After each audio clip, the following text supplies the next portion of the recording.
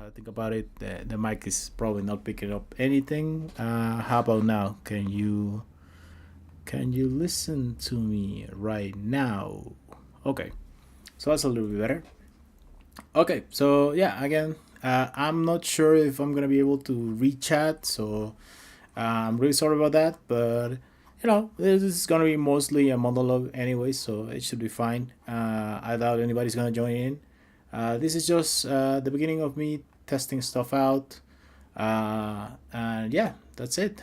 As I said, I am just collecting right now some things that I'm gonna use for a video idea I have in the future. I'm just gonna put this right here just so that it doesn't bother me, and yeah, that's it. I really doubt I'm gonna get donations or anything, so yeah, I mean, like, I've been a long time fan of One Piece, so I'm excited to be working on some ideas I have. Uh, and yeah, that's it.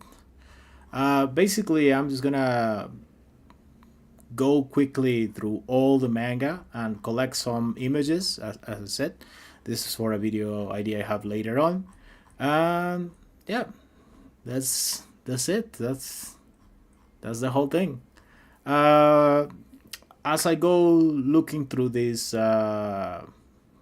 manga panels very quickly, I'll comment if I come up with something funny or an idea I have come up with about the show. But I think a lot of my ideas are redundant as well, so I might not bump into too many ideas. I might just sit in silence here, just collecting the pictures and occasionally speak. So yeah, that's what you should be expecting from me. And yeah, that's about it. Let's see. Currently, I am in chapter 2, and I am checking right now the beginning of Luffy meeting Kobe. Right. You know, currently this is something fun to think about because you know right now there's the discussion of like if Kobe will be stronger than Zoro at the end of the series, if Kobe will be stronger than Garp. Not by the end of the series, because I think everybody can agree and say that Kobe will be stronger than Garp by the end of the series, but rather if he's going to be stronger than Garp by the sort of like the climax of the story, by the time that they're fighting whoever's the final villain. And the thing is, we don't know. I mean, we have absolutely no idea if that's going to happen or not. Just as much as we don't know if Kobe's going to be stronger than Zoro or not. But it is fun to see this because while Zoro is probably a character that predates Kobe, his role in the story has changed, right? At the beginning, he was going to be like Buggy's right hand man. I imagine that at the beginning he was going to straight up beef with Luffy. He was going to be the guy that was going to be able to go toe to toe with Luffy. He was going to maybe be the guy that had Luffy's weakness, so Luffy had a hard time fighting him and stuff like that. But then Oda changed his mind and changed fundamentally what Sora's character was going to be for the story and stuff like that. But what I'm trying to say is that currently, in what we have as the product of One Piece, the current version of One Piece, is that, you know, mm, Kobe was presented in the story before Zoro. Kobe was just a character that Oda deemed to be more important than Zoro. This was at least in presenting him first, and I don't know. That's kind of interesting, right? Like Luffy could have met Kobe after meeting Zoro, right? That could have been it, but we didn't get such a scenario. In the end, we got Kobe first, which kind of just tells me that Kobe will probably get that power boost, and he will be stronger than Garp by the climax of the story. That's probably what I'm thinking. Like currently, like for example, I doubt that Kobe's stronger than current Zoro. I just don't see it. But like Kobe at this point is probably the strongest active Vice Admiral because Garp has been captured. So like honestly, at this point, like Kobe is probably like unless Smoker got a power boost, he's probably stronger than Smoker, right? And then he is very close to becoming an admiral, right? Like for example, if Fujitora betrays the Marines and we have time enough so that a selection process needs to be made and we need a new admiral, Kobe might get the job. I'm gonna be honest. He could get the job of admiral.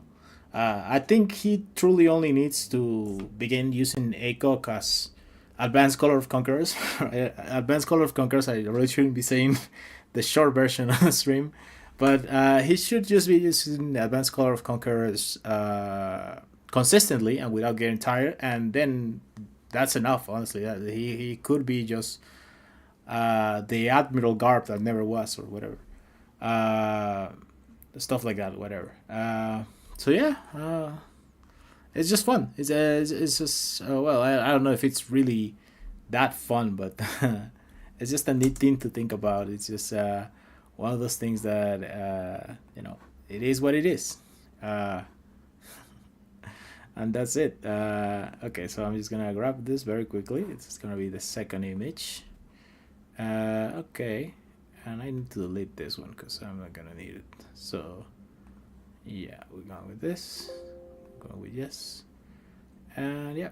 So I assume that you guys are seeing just the browser. Yeah, that's it. The file explorer, which is what you should be seeing. You should not be seeing anything else. I really didn't want to risk it with this. Obviously, One Piece is copyrighted content, so I really didn't want anybody to be seeing that on the screen.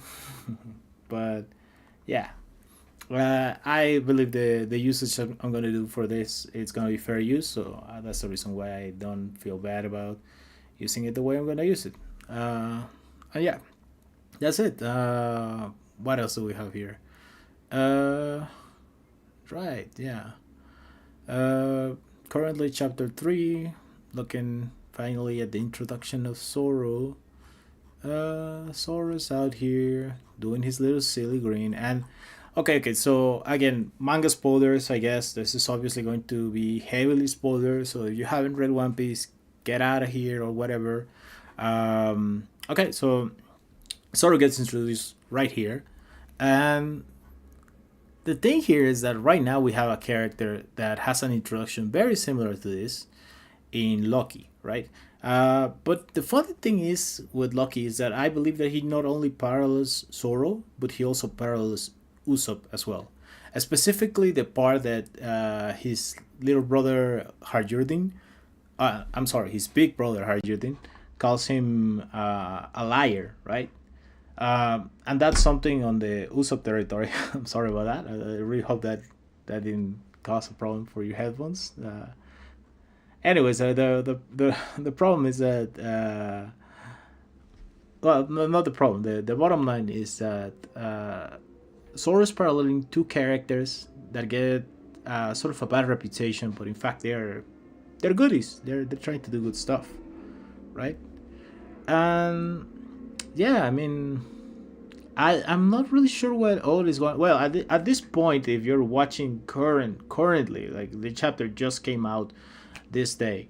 If you're looking at the latest chapter that came out today, you should know at this point that King Harold was into some heinous stuff. He was probably trying to sell off the giants um, to the world government. He was probably trying to make a deal. I don't think it was so black and white of like he was evil. He was trying to become a celestial dragon, and that's it. I think maybe ultimately he was thinking on the era of Joy Boy is over. He lost. Let's get over with it. The giants need to survive. I am selling the giants to Emu in order for us to survive and get to the new age because the world is ending. So uh, I just want my people to survive and something. So I don't think he was being completely, miserable or not miserable, but I don't think he was being necessarily completely evil with his actions. I think he had a purpose. He had a reason for doing it. He just lost faith in Joy Boy. Uh, and that's the thing. Ultimately, Loki killed him for it. Loki saw what his father was becoming, saw that what it meant for the population of Elbaf, and he just chose to kill his father. But since his father had been spouting these ideas of trying to get along with the gold government and being peaceful, being less barbaric and stuff like that, he didn't want to betray the image that his father had sent to the world. So he decided to keep the secret of what happened. He decided to ultimately just not tell anybody, to grab all the blame and take it. And grabbing all the blame, that is not something necessarily from Zoro's handbook. That's more of an Usopp's kind of handbook, you know, and even Nami's. I'm gonna be honest. Usopp and Nami are the ones that usually tend to do that stuff. Zoro does it from time to time. He doesn't do it always, but it's just better parallels Usopp and Nami. Yeah. So yeah, that's that's just something interesting. I really want to see what Oda ultimately does with the character. But I'm mentioning all these parallels and stuff because a lot of people are saying that Lucky will join the crew. I'm gonna be honest. I was fine with all the joining the crews theories that have come and gone. For example, Bellamy joining. For example, Carrot joining. For example, Yamato joining. For example, Bibi joining. But with Lucky joining, since he had the exact same introduction as Zoro, I was like, nah, I don't think so. I don't think so because the characters are too similar. And the other thing that Lucky and Zoro sort of parallel each other at is the mentality. They have a very similar mentality towards death and towards pursuing your dreams no matter what. And yeah, it's just uh, it's just something that I think because the character is too similar to Zoro, it would have exactly the same gag. It would have exactly the same sort of things to say. There wouldn't be any sort of fun to it. That's why I think that Lucky's not joining. I really don't think he is. If you think he's gonna join, well, we're going to see it. As I said, part of the interesting thing about these parallels is that I don't think we have had a Zoro parallel like this in a while. Well, we had the King and Zoro parallel, but you know what I mean. King is a Zoro antagonist, and yeah, obviously the enemies of the main characters do parallel each other to some levels. But an individual character that isn't really an enemy or a friend paralleling Zoro directly, that's kind of weird. The closest thing we have had is Killer, and yet I don't see anybody saying that Killer was going to join the Straw Hats or stuff like that. But then again, Killer was in a crew, so you know. Okay, so now this is interesting. I have a conundrum here. So let's just see what I end up doing. I think I will do this.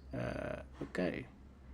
So this is going to be a straight up chapter 4, you guys, because chapter 3 didn't have anything of the things I was looking for. So this is just straight up chapter 4. Anyways, Morgan. Does Captain Morgan ever do the thing that I want him to do? I think he doesn't. I think Morgan is one of those characters that doesn't do the thing that I want him to do. But we're about to end the Zoro saga right here. The shortest arc in One Piece. Now the shortest one is probably chapter 1, which is Luffy's arc, Romance Dawn introduction or whatever. That's probably the shortest because it's just one chapter. Uh, and then also Kobe's, which is also one chapter. Yeah,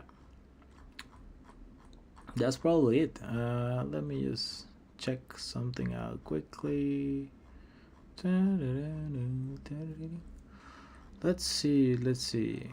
Finally, Zoro's swords are presented to the viewer, and we can see that the water was already special since the introduction. It was the one with the white, sort of like guard. Um, yep, that's kind of it. Does Zoro do anything out here? Not so far, not so far. Queen's backstory. Okay. So very quickly talking about Queen's backstory, because I think this is one of the stories which Oda was just super efficient with what he wanted to do. He really made something efficient in a short amount of time. The fact that this story is so short and yet so impactful is kind of crazy. So here's the thing: Zoro is a simple character, and don't get me wrong, the backstory is simple, right? If we're talking about complexity, like, yeah, most of the characters have more complex things than Zoro, but the backstory gives you a sort of like a complete idea of the character. You get everything out of this backstory. You basically do the most that you can with the amount of panels that you use. Basically, in case you haven't checked too many analysis theories and stuff like that, uh, what happens with Kuina's backstory and with Zoro is that Kuina was, and in a certain sense, the world for Zoro. This is a kid that was walking from village to village, just beating everyone and everything in his way, beating the adults and stuff like that. Uh, and he really thought of himself as the best, right? Because like even if one adult came by and beat it and bested him, he could just tell himself the fact that it's an adult. I'll grow up and I'll be stronger than you. He could just tell himself that stuff. So before meeting Quina, he really was like, I am just the best. There's nobody like me. I am just the absolute best thing ever made. But after meeting Quina, he began to see somebody as his equal, or even better, even superior, right? He began to have this sort of mentality of wanting to surpass somebody. And then when Quina dies, he gets robbed of that. He gets robbed of it, but also he understands death. He is somebody that gets traumatized by death itself, right? From being somebody that thought of himself as invincible, as somebody with infinite potential and stuff like that, he then goes on to meet Quina, and not only that, he goes on to lose to her like 2,000 times or something, and then she dies, right? So she ends up being this sort of unreachable goal. She ends up uh, permanently scaring Zoro, but at the same time also just I don't know how to explain it. Uh, he ends up being a reminder to Zoro that being the strongest is not enough. Sort of, he needs a strength beyond strength. Sort of like that. Like he gets obsessed with the idea of strength as a way to control everything, to protect everyone. But at the same time, he has a weakness now in the fact that the strongest person that he knew died to some random stairs, died to the randomness of the world. So that's that's actually incredible, because a lot of people, for example, for years have had this delusion that, oh, maybe Kyoshiro killed Kuina, maybe she got brainwashed and turned into the Shigi and stuff like that. And I think at this point, I mean, at some point, it made sense to cope about this, because it's just shonen. Anything can happen. Like crazy shit had happened in shonen. Um, the point is that at this point in the story, 1,000 plus chapters after Queena's backstory and stuff, uh, it really doesn't seem like there's anything else to that. It really seems like the story was just the fragility of human life. It really was just that. Somebody with as much potential as Zoro, if not more potential, died to the randomness of life.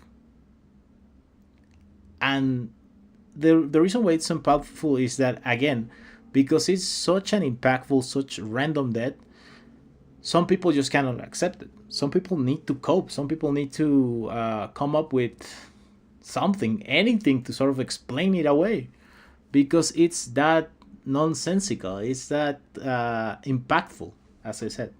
And maybe it doesn't impact you. Maybe you don't care about Quina. That's totally fine. But the really impressive part about this is that this this thing gets carried over into Sora's character. You can see it on him. You can see it all the time on him.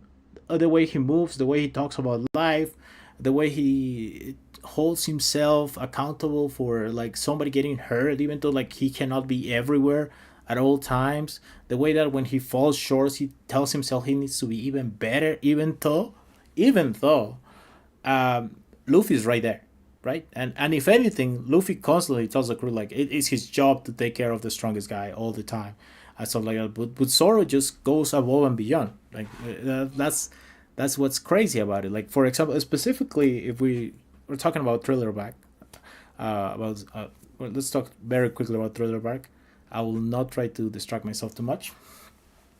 In Thriller Bark, Kuma appears, right? And Kuma is just wiping everybody out. Luffy already took out the strongest guy, so Luffy already did his job.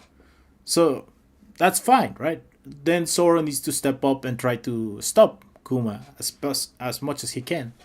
And he tries, and he just isn't up to the level. That's fine. I doubt even Luffy could have beaten Kuma at that point. Maybe Nightmare Luffy possibly, but even the point being is that regular Luffy probably would have lost. Uh, and the point being is that after the battle, Zoro doesn't tell himself, uh, it's fine. Like, that guy was just too strong. No, he tells himself he has to be better. He has to be strong enough to beat a guy that nobody was even counting on coming up and just beating everybody up. Like he has to be stronger than the strongest or worst case scenario possible, right? So that's what's crazy about Zoro. That mentality. If you want to, you can look up for this big video, which is by a fellow content creator out here in the platform. I think her name is Melon T, if I remember correctly. Long time fan of her work. But anyways, the point being is that she has a very good video explaining the fragility of strength that Zoro carries around. And it's really crazy because, from the point of fan, of just being a fan and not thinking too much about the character, you can just go ahead and think of Zoro as this invincible warrior capable of doing just kind of just doing cool stuff, right? Kind of like I don't know if you remember this, like the old Chuck Norris or the current John Wick jokes, like, oh, they can do everything, they're invincible, they can defy logic and stuff like that. But what I'm trying to say is that Zoro clearly has this side of pain, of insecurity, of like beating himself up for not being somehow already the strongest. And yeah, I don't know, that's just incredible because it's something that sticks through since the beginning of his character. Again, it's a simple character, doesn't get any more backstory, to be honest. But he just maintains the sort of like consistency, consistent writer and consistent writing. That, I don't know, it's incredible that Zoro has been going with this short backstory all this time, and you don't really need that much for him. Again, his role, it's kind of simple in the crew. He's there to back up Luffy. That's kind of it. So it makes sense that you don't need that much for Zoro. But again, I think a lesser writer would have probably succumbed to the idea of giving him a bigger backstory with more details and stuff. He might still get that, but to be honest, I am rooting for him not getting any more. I really just want him to be a guy that's sort of related to Ryuma 100 generation plus away, but for his current timeline or whatever, for his life, that has never mattered. That has only been something of a coincidence or something of a connection to a place, but he really hasn't lived that life. So if Oda just leaves it like that, I think it's perfect. Again, not to say that characters that do have complex backstories are bad or worse or anything like that. I think, in fact, most of the time, characters with complex backstories are better, and because obviously you have more chances to fuck it up and make a mess. But I don't know. I mean, I just like it. Zoro is a simple character at the end of the day. It's incredible that he has all these details that sort of stick and are coherent, and there's also sort of this little arc of growth that he's going through. But yeah, I mean, I just think it's something neat. I really like Zoro's backstory. I think it's pretty neat. It's pretty good. It's pretty fun, and I really just don't want it to change. I'm fine with it. I like it as it is. I really want Zoro's life to be just about him and Kuina, and then how he met Luffy, and that's it. And I think that's perfect for his character. That simplicity is enough. Well, that's it. Currently, we're going on to chapter 7. I'm pretty sure there's nothing else here. Yeah, there's nothing else here. Yeah. So, chapter 7. Alright. Let's go to chapter 8. Chapter 8, we have Nami's introduction. That's gonna be fun. Alright. Again, I am unsure if this is the correct idea, but I am doing it anyway because I don't want to regret it. Currently, I think since it's still the beginning of the story, I'm not gonna get that much of a problem gathering these things that I'm gonna gather. Uh, Again, why do I not tell you what the video is about? I don't know. I just like to keep the mystery. It's always fun for me to be sort of this mysterious person that doesn't tell everything to everyone. Uh, it's probably also some insecurity similar to Soros, but it's not about strength. It's about my self-image. But yeah, that's just that. That would be a little bit too much about myself. Okay, so continuing out here, we have Buggy's crew, which again has this circus dynamic, circus freaks, circus performance circus people out here. Yeah, I don't think there's much around here. I think it's just Nami coming along. Right. Luffy beats up the goons. Alright, alright, alright, alright.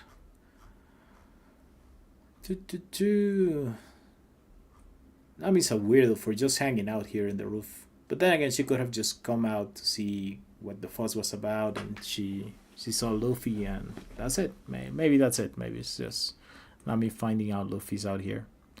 Just being curious. Plus, I mean, at this point, she's totally thinking of betraying him and just getting what she wants from Buggy. So yeah. Again, Nami's out here lying. It would be good to do a complete reread. I'm not gonna do that right now. This is not a complete reread. I do have a mission to do.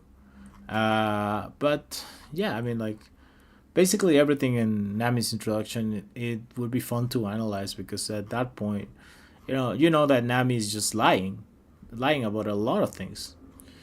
Uh, so yeah, we don't fully know Nami's intentions here, but in retrospective, it is fun to analyze. Okay. Okay, so this one, luckily, I think it's easy to grasp. So I am just gonna grasp it, I guess. All right. So this is chapter 10. Chapter 10. And the number is 1. All right. The Buggy Ball, let's keep it out to Buggy out here, making really fucking destructive bombs out here in the sticks with just, I assume, East Blue technology, which is just like nothing. But all right. At this point, what's fun is that Nami already has this sort of like the three sort of little sticks that form the big stick that she uses to fight.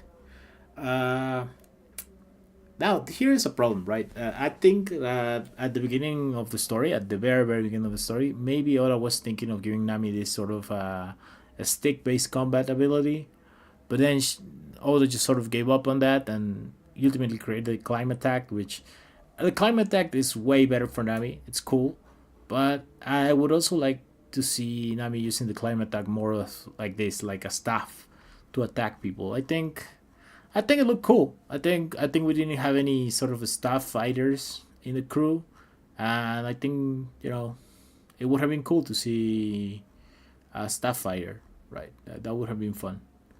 All right, Nami out here burning her hands in order to save Luffy. Honestly, really, really nice from Nami.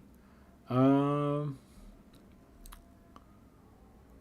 All right, and then Zoro comes in, of course, of course, of course. All right, and everybody's very impressed on Zoro. Again, Zoro was already sort of famous at this point, but yeah, I mean he's fighting his worst matchup, which is Buggy, of course. Which is why we needed Luffy because honestly, Zoro just couldn't do anything to Buggy at this point. He would have needed to drop his swords and fight hand to hand, and well, I think he would have won. I don't know. I mean, like it doesn't sound like Zoro for him to just give up and throw his swords. I really don't think he would have done that. Uh, the chop fruit, yeah, the strongest devil fruit in the world. No, no, no. I mean, how strong really is the chop fruit? I guess. I mean, like, what if you put a chop fruit on title, right? And you still give him the same durability, right? I mean, it's not that good in that case. But if you give the chop fruit to, let's say, Luffy on top of the gum fruit, then yeah, I mean, like, whatever that combination gives you is probably the strongest thing ever. Yeah, it's probably the strongest thing ever. I'm gonna be honest. Big nose, buggy. Yeah, yeah. The theory right now. I think it's. I mean, the most popular theory I think right now is that Sebek is Buggy's daddy or something like that. Yeah. Um, I don't know about that one. No, no, no, no. That's a lie. That's a complete lie. I mean, it would make a lot of sense. It would be pretty good. Give me a second. I think there's some noise out there, and I just don't want it to be captured. I guess.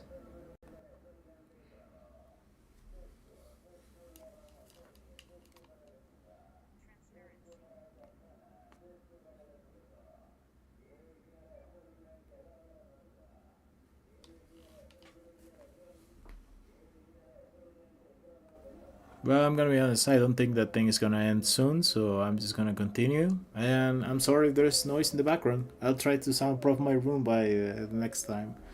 But yeah. Anyways, continuing on with the thing I'm doing right now. Let's see. Luffy grabs the knife with his mouth, breaks it, really good. Gets cocky, tells Zoro to run. He he flips the cannon, of course.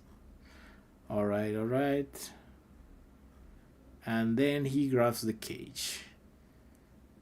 That's just stupid. I'm gonna be honest, but I guess he needed to do it because if not, Buggy was gonna kill Luffy. But yeah, walk away, harmed. Really can't do anything anymore at this point. Buggy actually looking kind of strong on this panel.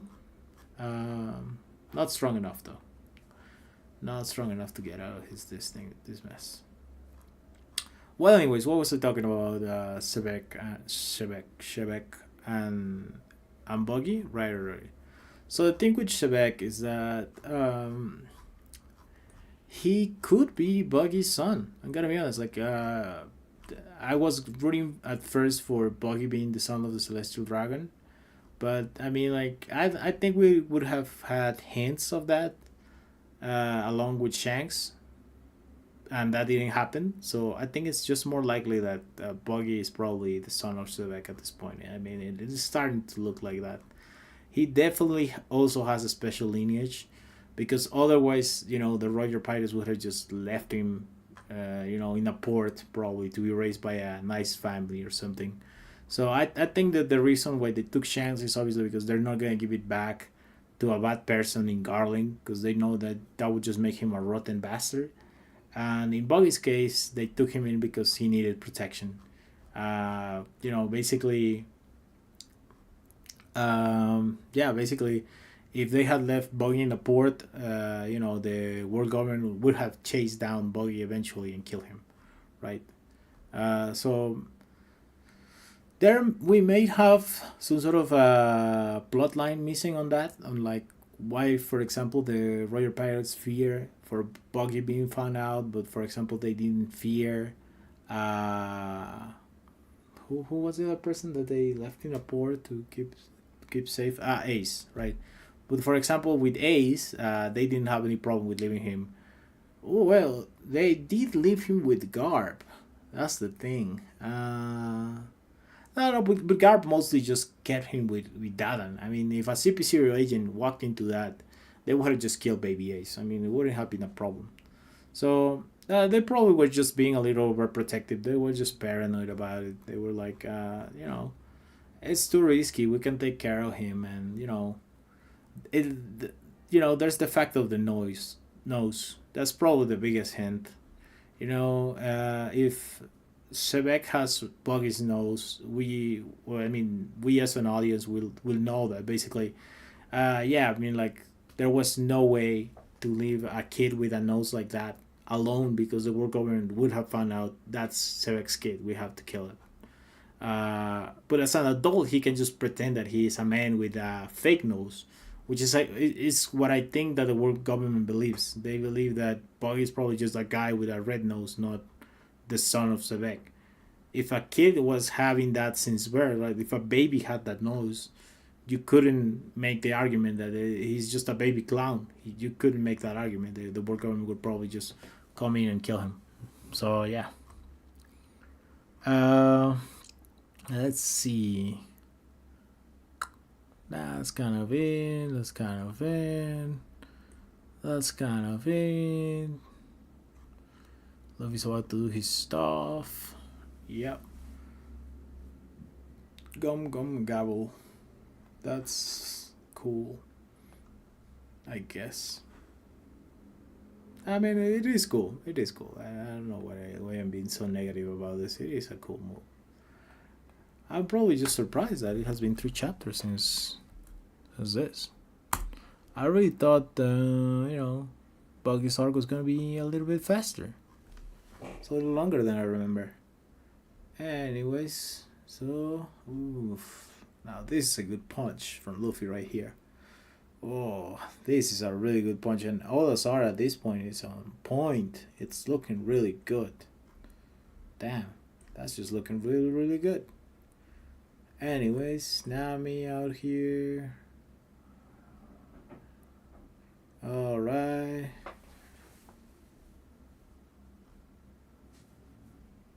Nice. Luffy telling it like it is, like he has always done.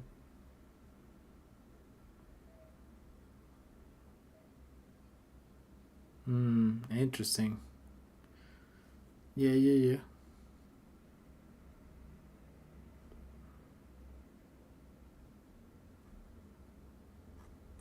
yeah. Interesting. So yeah, Luffy says goodbye to the dog. I think that's the last time they see the dog. I'm gonna be honest. The dog after this just never gets to see Luffy again. He just protects them. But yeah, that's kind of it. Let's see. Pirates on the move. Pirates on the move. Pirates on the move. Ooh, the young mayor. That's nice. Looking real nice. Anyways, all right. So we are getting another one of this. This is just a special situation because honestly, this shouldn't count. This shouldn't count for what I'm looking for. But because it's buggy, well, a special buggy privilege, I guess. Let's go. This is chapter 14, which should be like this. All right.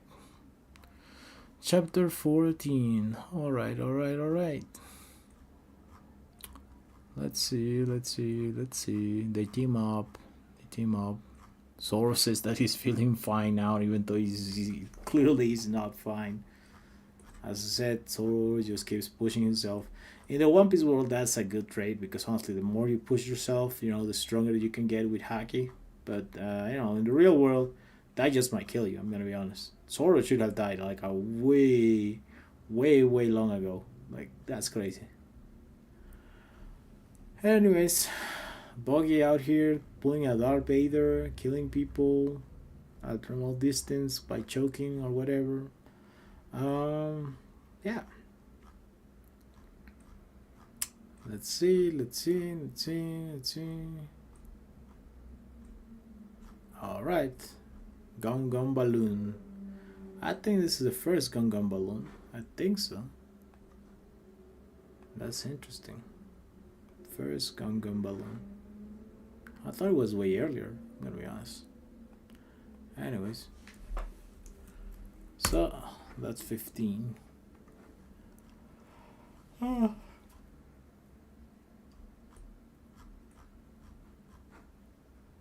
Gum Balloon is probably the most defensive thing that Luffy has. I mean, like the fact that Gear 3 Gum Balloon was able to resist granted, possibly Hackuless, but still a Sengoku hybrid form punch. Like from a Sengoku that probably, I mean, aside from holding back the Haki, he probably wasn't holding anything back. Yeah, I mean, like, yeah, that's actually fucking crazy. That's actually really impressive. I'm gonna be honest, really really impressive that Gear 3 can handle all of that. Anyways, Richie. No, no, it's not Richie. It's Richie's dad or whoever the fuck. Here comes second mate Kavaji, the swordman acrobat. Now, this should just tell you that even if somebody doesn't call himself a swordsman, or even if a swordsman is cheating and stuff like that, Zoro doesn't care. Zoro needs to be stronger than the swordsman, bro. That swordsman can use whatever, but Zoro, if he recognizes you or just for some reason calls you his opponent or something, he just needs to beat you, right? I think, in Zoro's mind, probably he only can lose to people that don't use swords. That's probably the only thing that he would accept for him to be the greatest or strongest swordsman ever. That's probably the only thing that he would accept. Okay, yeah, I forgot about this. So let me just see 1 second, because I think, yeah, this is chapter 16. Interesting. And the breath of death. Interesting. Really, really interesting. I didn't know this. This was like that. Anyways, I know the spin top, which is the next thing after this, but I didn't know breath of death. Murder at the steamboat. These names are really cool, I'm gonna be honest. Cabbage out here with the great names. For no reason. For no reason, Cabbage is putting 100% into his names. For no reason. Anyways. So this is gonna be 2. And then let's carry on. Okay, so that one is just dust. Okay. That's fun. Alright, another kick from Kawaji out here into Zoro's wound. Again, he can only do this because Zoro is hurt. If he wasn't hurt, this battle wouldn't go like this. And now Zoro just goes back to kicking. He's like, fuck you. And maybe he cuts himself to stop the bleeding or something. Whatever. To have better mobility, I don't really know. I don't know what the fuck is. What the fuck was Zoro doing with this? He was like, I can beat you if I'm bleeding to death. That was some Zoro mentality stupidity right there. Anyways, so yeah, Zoro's bleeding to death. Kawaii calls him a Scorby dog. That's kind of fun. And that's the cool shit. Dance of 100 kamikaze tops. That's neat. That's a neat name. Again, Cabbage is just so extra. So extra for no reason, to be honest. Well, I mean, I guess he has to be that extra because he needs to be the second strongest on Buggy's crew. He needs to, be able to beat Richie, which is no easy task. Okay. And then a hike into the mountains. What the hell is this?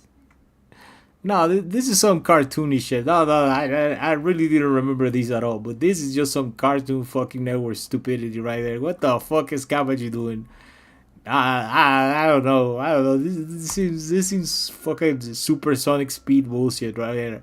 Cause it's a motorcycle. I don't even know you're faster in a motorcycle than walking. I don't even know if you're faster.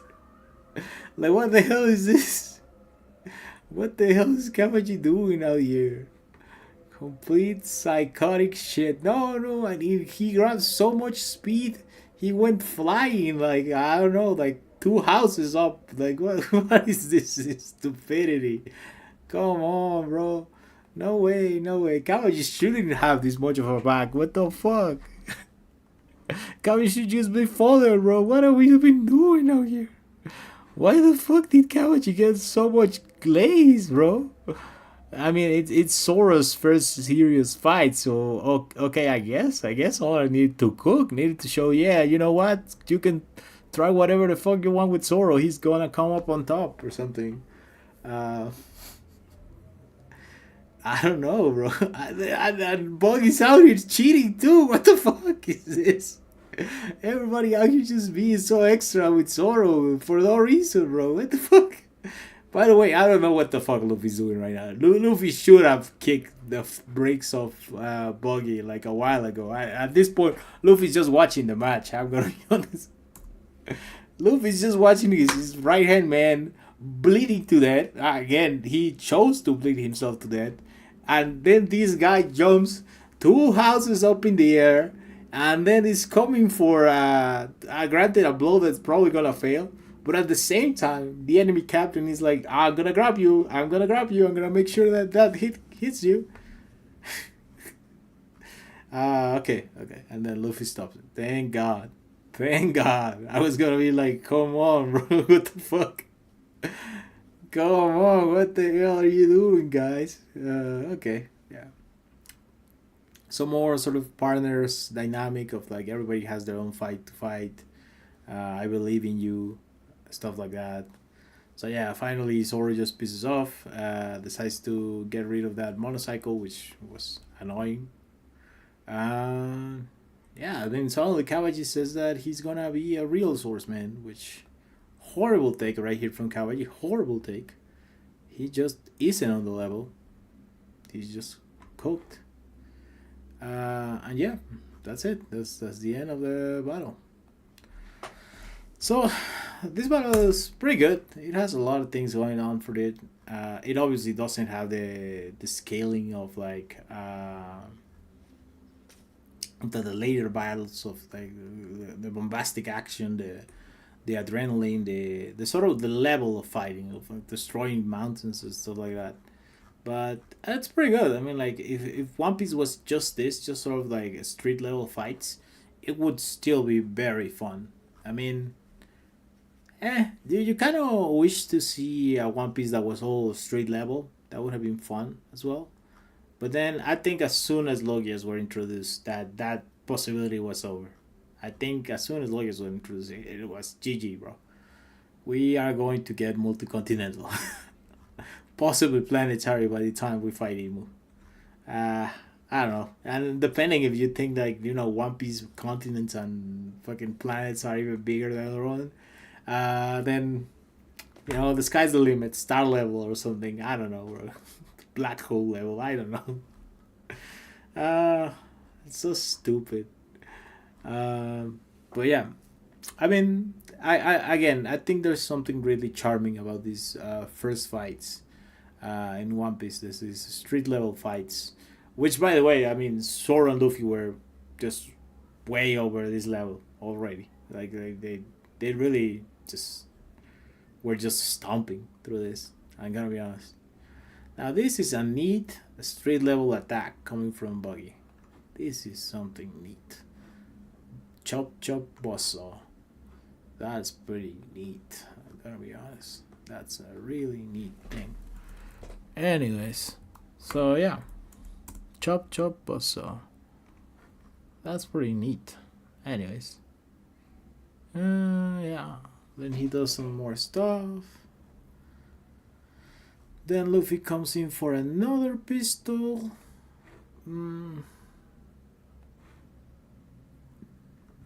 Yeah, I'm gonna be seeing lots of this.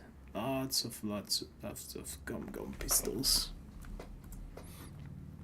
It's a good attack. There really is no reason to not use it right here on Buggy, bro. Absolutely no reason. And then he tries to use sickle. Nice.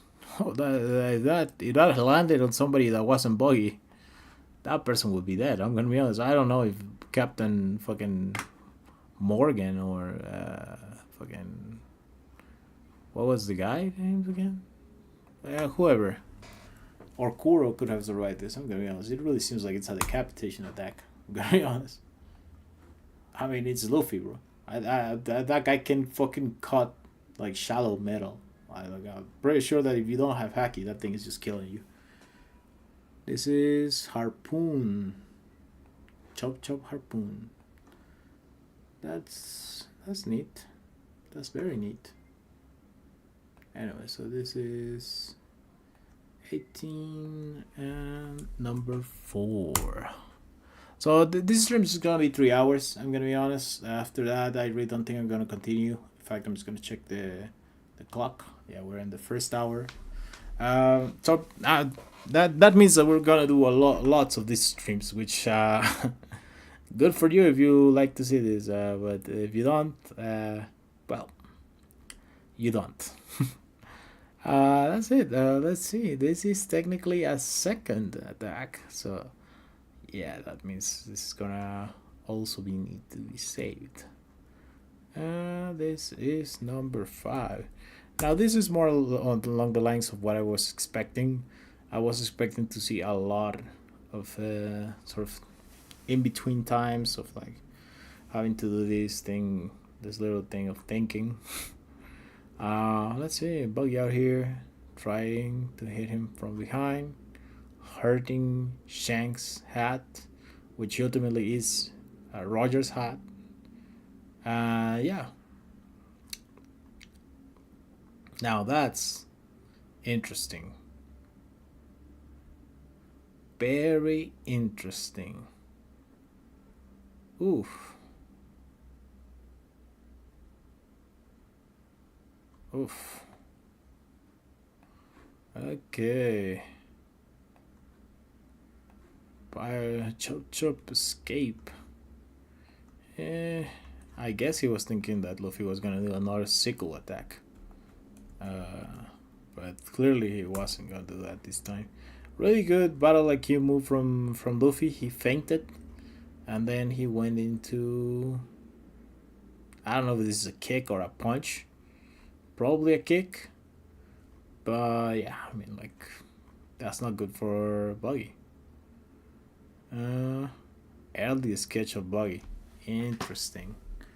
Very interesting early sketch. Who's this little guy out here? This little guy looks so fun. This is kind of a fun, goofy, or the design that usually he doesn't end up putting in the story, which is bad because I think he has a lot of silly ideas that he ultimately says, nah, it's too silly.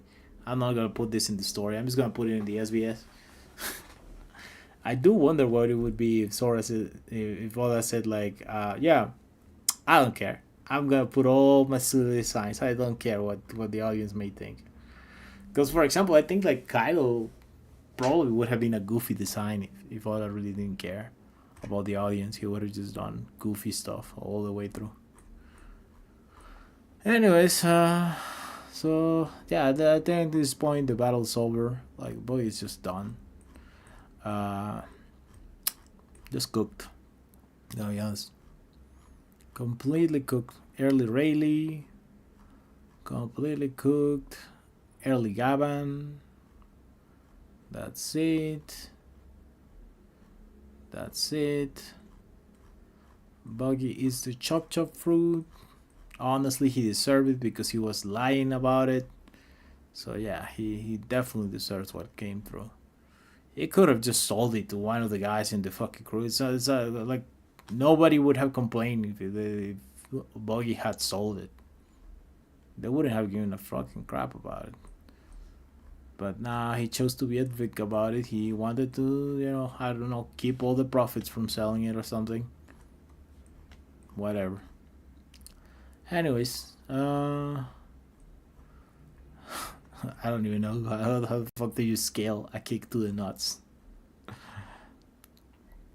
Yeah, Luffy again. No, not about doing dirty fighting to win a fight, especially against Buggy, which is like notoriously the biggest dirty fighter ever. So this is festival. Festival is neat. I don't think it has ever done anything, but I think it's neat. It's a neat idea and concept, and I think that they ultimately did use this idea better in the live action. If you haven't seen the live action, I mean, honestly, there's no rush to see it. It's kind of like as best as you can make One Piece in live action, I think.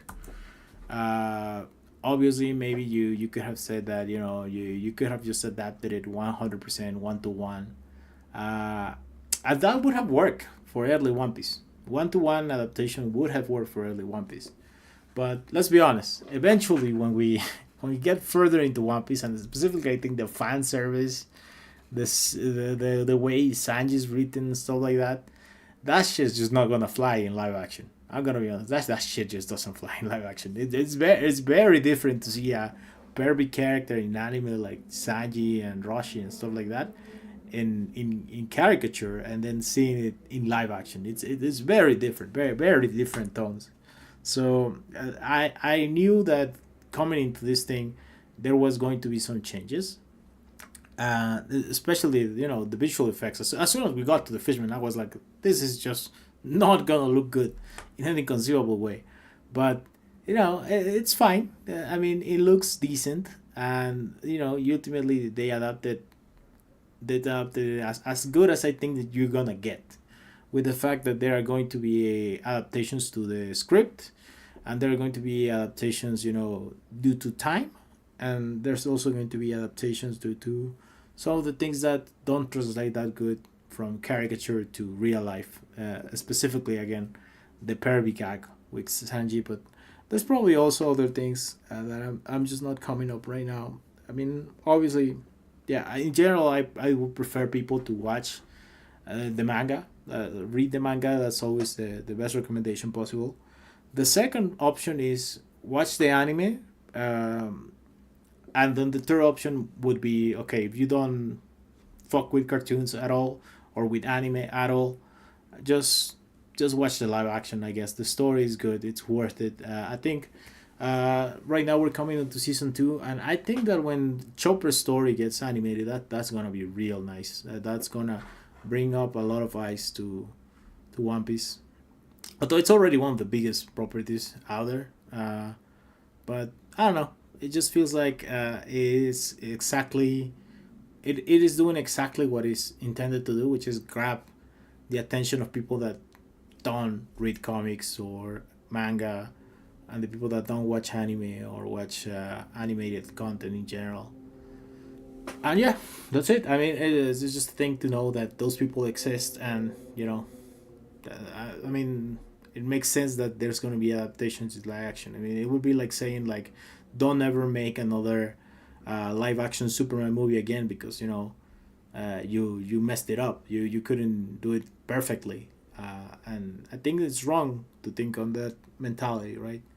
I think it's better to think of it like, what if you want people to know about this story? You want people to sort of like get to know this character, see this thing, and you know that they're only gonna do that if you put it in live action.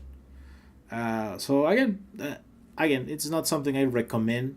I recommend the third. In fact, if there's a One Piece sort of like audiobook or something like that, I'll probably recommend that first before the live action. But the point being is that while I don't recommend it as the best way to see One Piece or to engage with One Piece, I do sort of give it as the last option, right? Like if you really want to know what the hype is about, you can just watch the live action, and there's going to be some differences, but you will get sort of part of the experience. I'm not even going to say the majority of the experience because for example, the attacks are going to be looking different and stuff like that. But you will get the experience. You get a version of the experience, right? That's probably the best I can say about it. And yeah, that's kind of it. This got a little bit long talking about live action One Piece, but I mean, it adapts these parts, and again, I think that it uses specifically the Chop Chop Festival attack better than in the case here of the manga. In the manga, the Chop Chop attack, the Chop Chop Festival attack is kind of like okay, it's there. It's not really that impactful, but I think in the live action it's better if I remember correctly. Which I'm not even sure if I remember correctly. I think I watched the live action like 2 years ago, so I might not remember correctly even. Anyway, so yeah, this is chapter 20. Let's go. It's over. Chapter 20 done. So we're on the pace I'm going. It's about 20 chapters per hour. So if I'm gonna be reading 1,000 plus chapters, so this is gonna take a while. But yeah, that's fine. It gives me a time to sort of like see if I like this or if it's just not for me. Anyways, so yeah, let's continue on with this. This is just a celebration. There's probably not gonna be anything here. Nothing, nothing, nothing, nothing, nothing, nothing. Oh, they do have their goodbye. I mean, they don't see each other. Only Luffy sees Chocho, but yeah. Yeah. And they're about to beat the brakes of these three guys again. Alright. That's it. They do say goodbye to the mayor. That's good. Anyways, chapter 22. The strange creatures. Again, there's probably nothing here. Uh, this chapter might or might not be related to Endgame One Piece. We will see, but like actually, like so far, this is the one filler chapter in all the manga. I'm gonna be honest. Although it does explain, yeah, the sort of logic of the Grand Line, the very beginning of the Grand Line, but I mean, honestly, you gotta just done this in another in another chapter, right? Like technically, Gaimon out here is just doing minimal effort. Yep, they're all empty.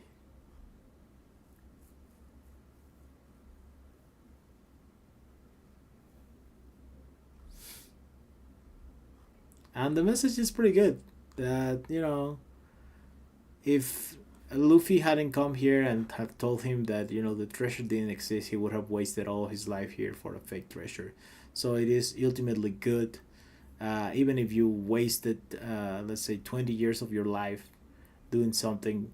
As long as you still breathe, you can do something else, right? There's always more life to be lived. There's always more things to do. Like yeah, like for example, let's say that you are out of the age of becoming a great athlete, right? Or becoming the next Usain Bolt. Let's say that it has already passed. That time has already gone by, and you didn't become the newest Usain Bolt. Okay, do something else, man. Like legit, go look for something else. You just couldn't become that. I mean, but that doesn't mean that your life is over. Same as if you, for example, you did became the new Usain Bolt or something. Uh, Again, assume that after completing that, you say to yourself, "I have I have reached my peak. There's only downside from here. There's nothing else." No, don't be like that.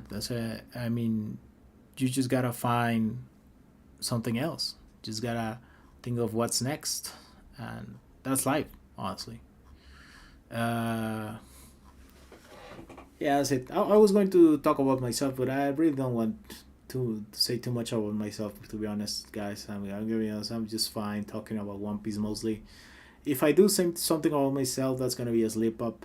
I personally want to sort of separate whatever content I do from myself. and I kind of just want to do the content that I want to do.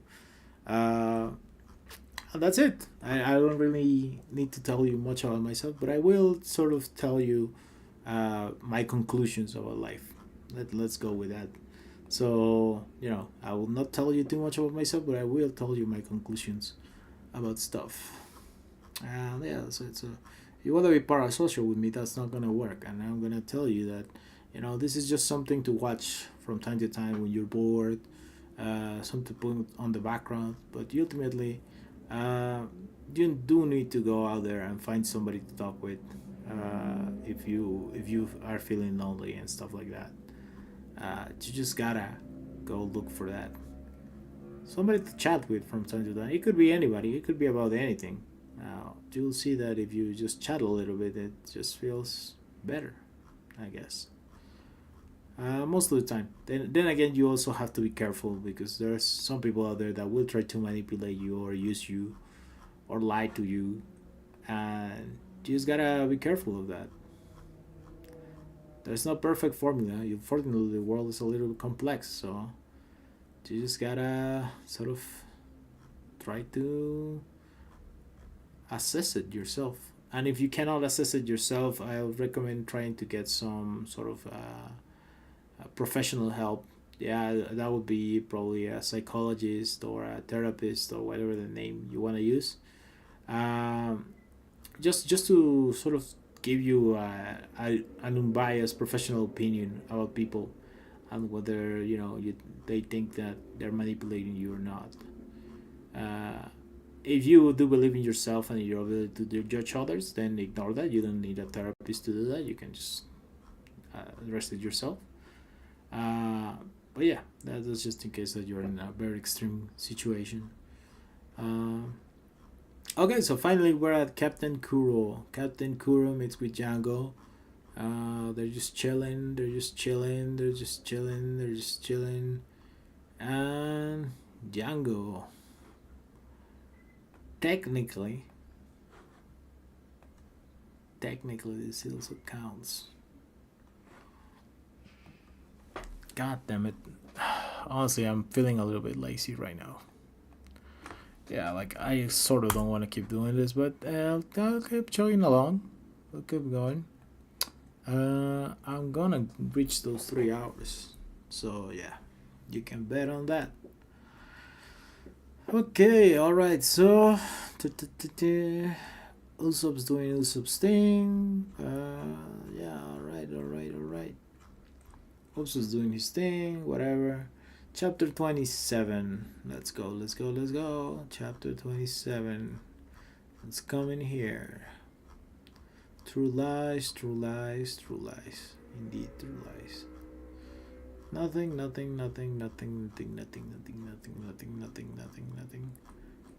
Wait a minute. Nah, that's just a guy with a gun. That's just a guy with a gun. That's just Yusuf trying to save a lady.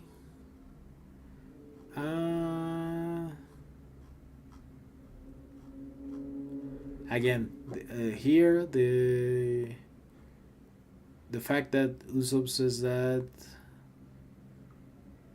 he will turn that lie into reality. Again, that just seems kind of like something out of Lucky's book, right? They can shoot me in the arm and they can chase me with brooms, but this village is my home. I love this village. Yeah, that just seems something that would also fit Lucky. So yeah, that's it. Anyways, chapter 28, guys. Let's go. We need to reach chapter 1100 and something, so I better hurry up.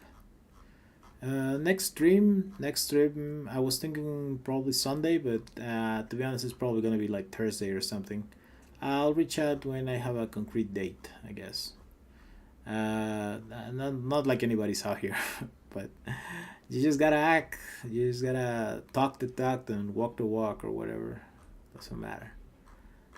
So let's see. They set up a trap in the wrong place. They're cooked. Nami drops Zoro. I don't know why, to be honest, because like I no. She's right. She's right. She has to save her treasure. And she was 100% on point. I was gonna be like, why are you going there, Nami? You're not gonna fight those guys. Anyways, all right.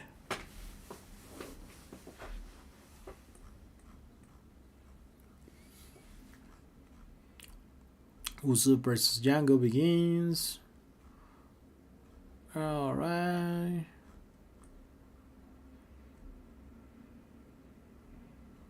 All right. He's a hypnotist.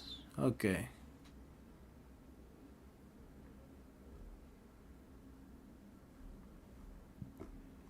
Luffy's still not here. All right. Zoro's still trapped. This is bullshit. All right. This is chapter 29. Chapter 29. Let's go. Chapter 29. Zoro.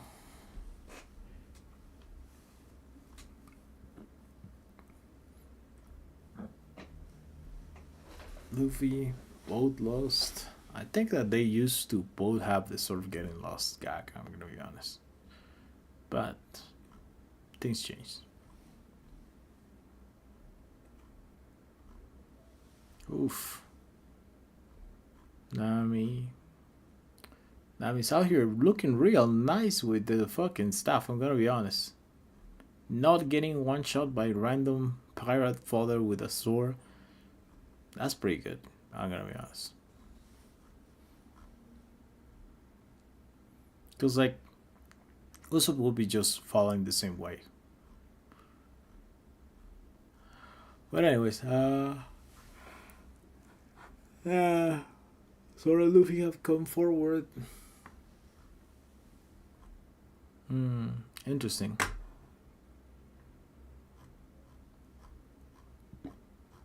Interesting.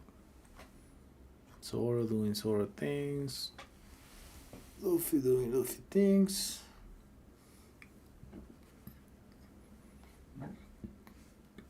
This is just a boost of power. I'm not gonna be using boost of power, so yeah, I'm not gonna do that.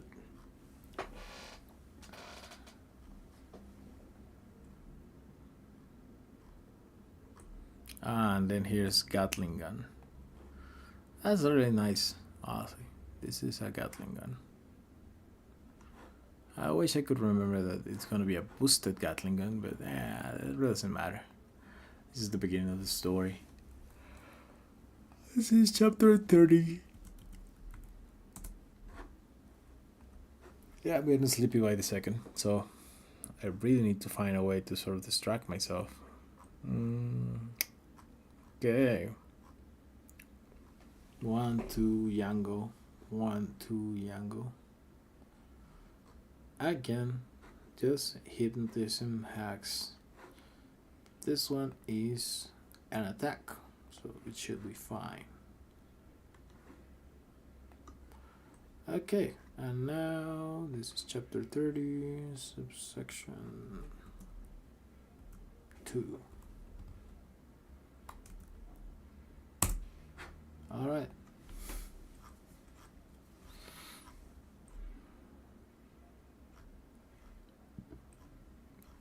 Zoro confident that he's just gonna low leave Django, and to be honest, he probably would have.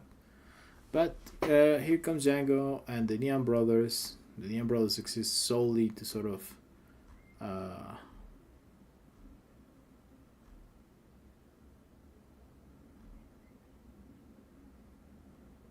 yeah.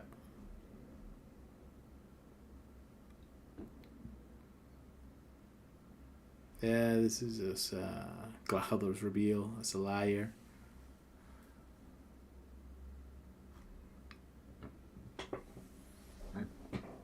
Alright, there's still time. Stay calm and think carefully. Yeah. Whatever.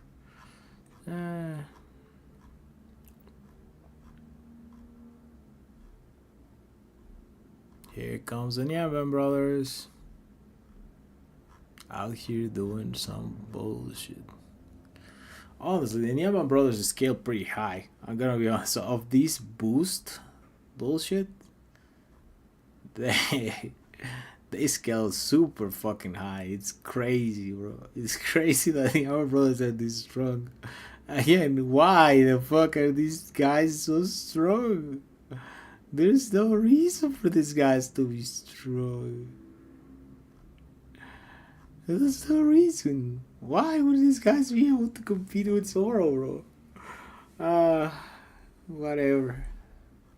Just fun, I guess. It's just fun. It's little like.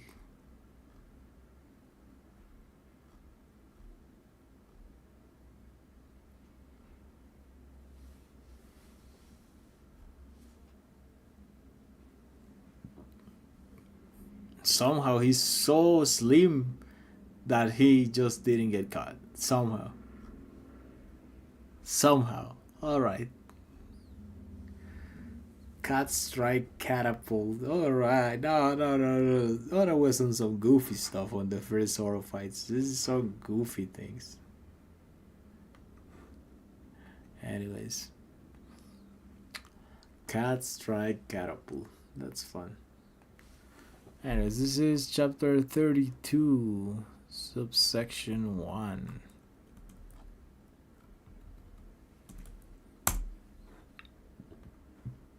Okay, alright, so catapult, and now this is still just the same move, so it's catastrophe. It's the same move, so alright. Alright. Same move. Doesn't count. Yeah, replace. Alright. Again, no sound here. I probably should get something like background music or something. Maybe. Anyways, one late skip again. That's right. Pussy Willow match. Let's go. It's the pussyfoot attack. I think this is another attack. I'm gonna be honest. Pussy Willow March. Now this is interesting because, like, okay, it seems impressive that they're doing this to Zoro, right? It seems impressive that they're matching Zoro, but Zoro just has one sword, so I don't know if that's good or bad for him. I think it's overall bad. I think like with 3 swords he would have probably just bested them, no problem.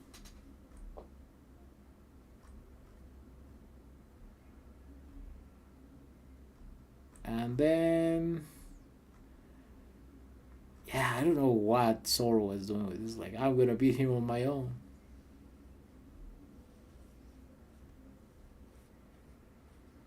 I don't know.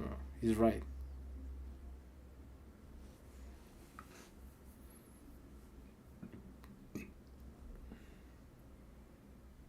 Yeah, I'm gonna. I see.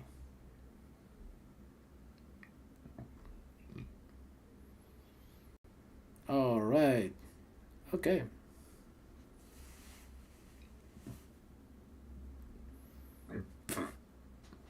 All right. Neptune. First law drop of Neptune existing in the One Piece verse. That's crazy. That means that there's probably a Neptune Devil Fruit. That's crazy. That's actually crazy. Whoever finds the Neptune Devil Fruit is gonna be top tier of the verse. I'm gonna be honest. Nika just doesn't compare to Neptune, bro. God of the sea and horses, bro. What are you gonna do, Nika? You're just gonna die. That's all that's gonna happen. They thought they could do shit to Kiro. They really thought they were gonna do shit.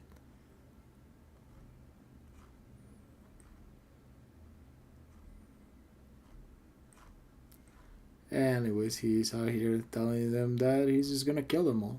Doesn't matter. Okay, Zoro gets his swords.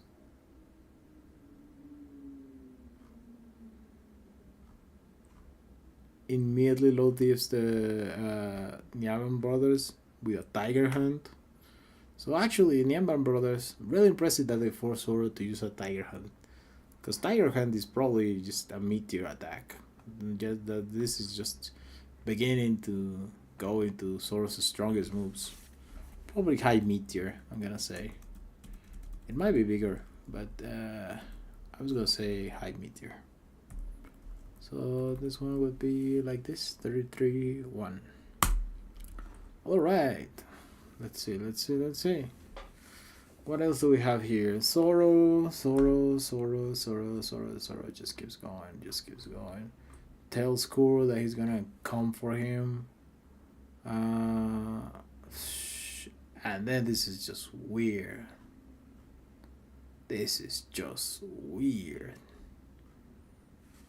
Alright. So while the young brothers gets hypnotized, Luffy gets woken up. And let me just see if this. Alright, that's fine. Luffy gets woken up.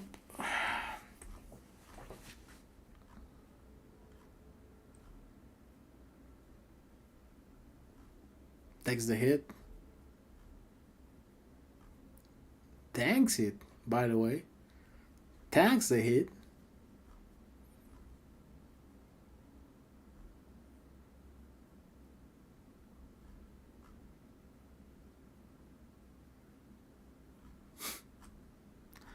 Alright, character development for everybody here, or character, explanation or demonstration.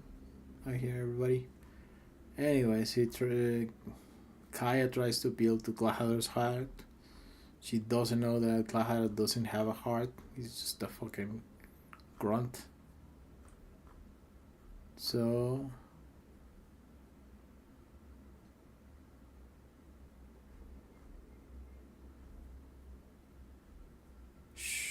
here comes Luffy.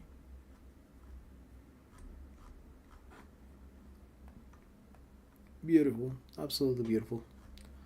Anyways, yeah. So Kuro has been hit. He gets hit again. He really doesn't care at all. You guys should run away. And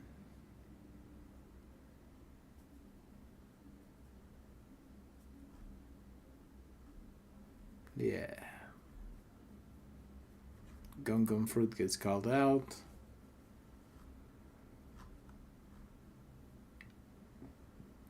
Beyond this point you shall not pass.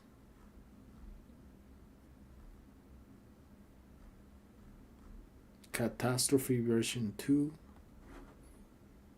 Interesting. And it is way stronger. It is a better catastrophe than the last one.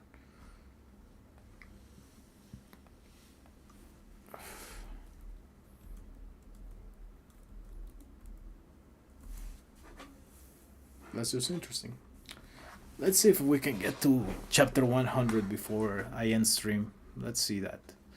That's gonna be a good challenge. Riao. Not enough, to be honest.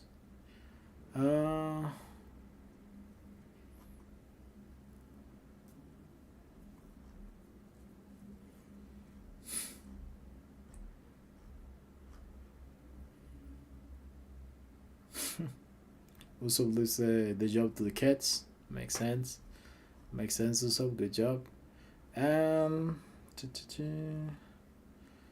now that's fun. Yango was about to use an attack. That's fun, but he got stopped. Presumably that would have killed Kaya and the kids. Presumably. Unconfirmed though. Unconfirmed. We will never truly know if Django had enough power to one-shot Kaya and the kids. That's the funny thing about agenda piece. You can say whatever bullshit you want to say. It doesn't matter. Okay, all right. Again, they really cannot carry Kaya, so ultimately she has to run away, and that's probably putting a ton of strain on her body. But you know, it's happening. I guess she's pulling through somehow. And Zoro's out here just stopping that weirdo.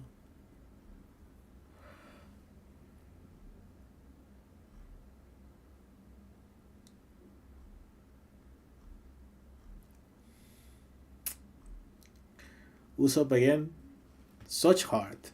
Let's be honest. Usopp's like just the same as Moomin Rider, right? Or like bicycle hero in One Punch Man.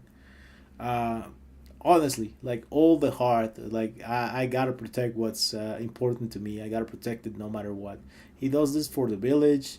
He does this for the kids. He does this for Kaya. He just has all the heart in the world. He just doesn't see it. To these hardened guys of the sea in Luffy, Zoro, and Nami, they see it. They know who Usopp is. Like they get it. Like this is just like peak human performance or something. Like it's like no superhuman strength, no superhuman will, no super thieving skills. Just a guy who's really good at sniping, and he says, "I gotta protect the kids. I gotta protect what's valuable to me. I gotta do it. I gotta save them." And yeah, I mean like yeah, I mean it has a lot of he has a lot of heart. He has like all of the heart. Uh, yeah. Anyways, so Zoro carries him. That's pretty good.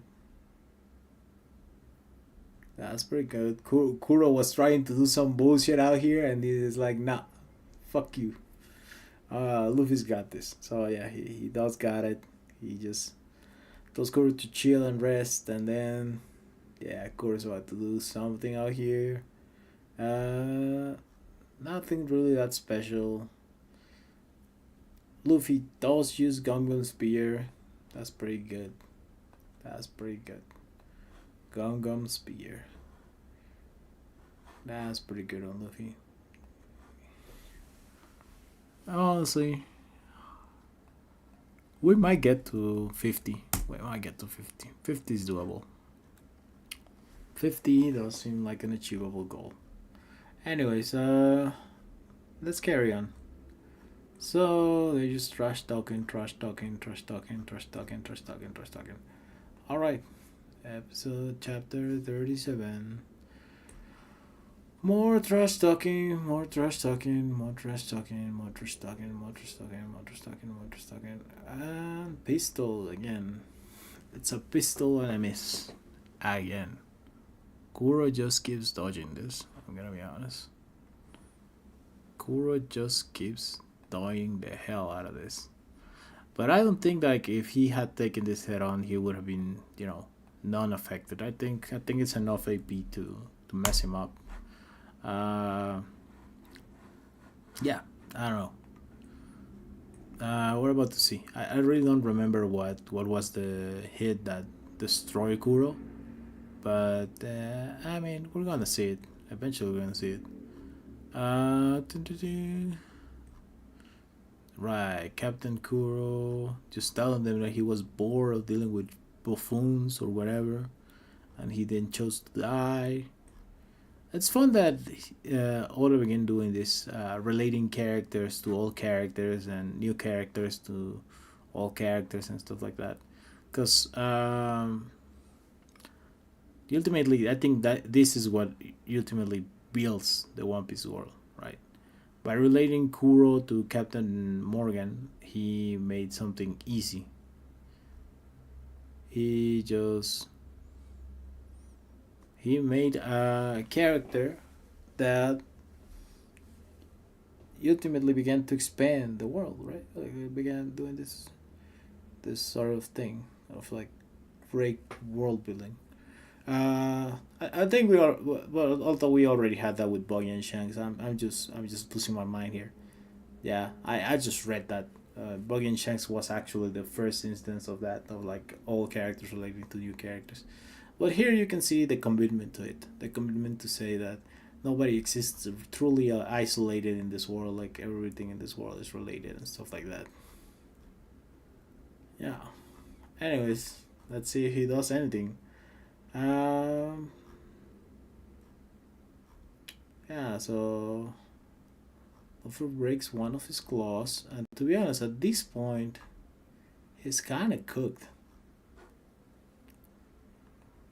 Because Kuro just has one more set of knives. So he's honestly just weaker now, right now. If he had gotten serious since the get go, he would have a better chance, but he didn't. So yeah, that's it. Anyways, let's see. The kids are putting up a good fight, but they're kids. They're ultimately cooked. Are we gonna see our first star attack from Usopp or not? I really don't remember. Luffy calling Kuro a fake ass that doesn't even know what a pirate is, that can't even commit. So this is cat out of the bag. Out of the bag attack. And just for my sake, I'm not gonna collect it. But yeah, it's just out of the bag attack. Should be fine.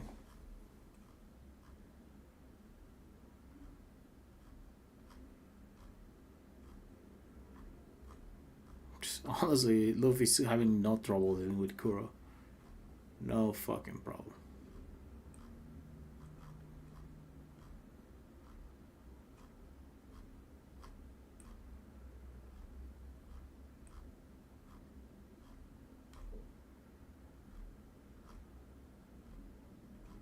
Yeah.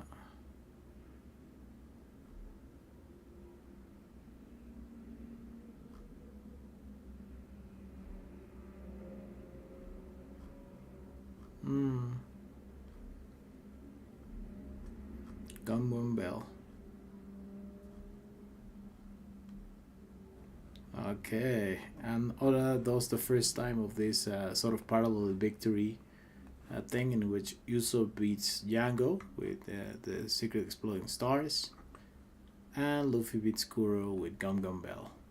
Because honestly, Kuro is just fucking ass. Kuro's just not putting in the work. So this is chapter 39, and this is. Whoa.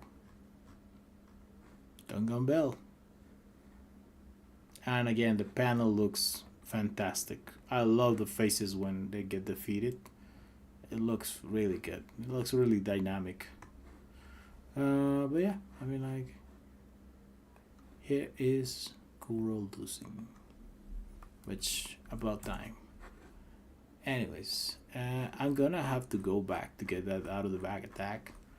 It's a little bit annoying, but yeah, that's just what I gotta do. Out of the bag attack. It's good on speed, but honestly, it's ass on everything else. I mean, like, couldn't even do any sort of lasting damage to Luffy. He kind of just walked it off. So, I mean, Kuro was the only thing that Kuro had over Luffy was speed, and he couldn't use it consistently or good enough. So that's why he lost, because he just wasn't never on Luffy's level. But it's still kind of need to reinforce that idea. That's the thing that can be seen here. Anyway, so Luffy beats Kuro with a Gun Gun Bell. Again, that's why I think that maybe a Gun Gun pistol would have been enough. He did took a lot of damage from the speed difference. Yeah.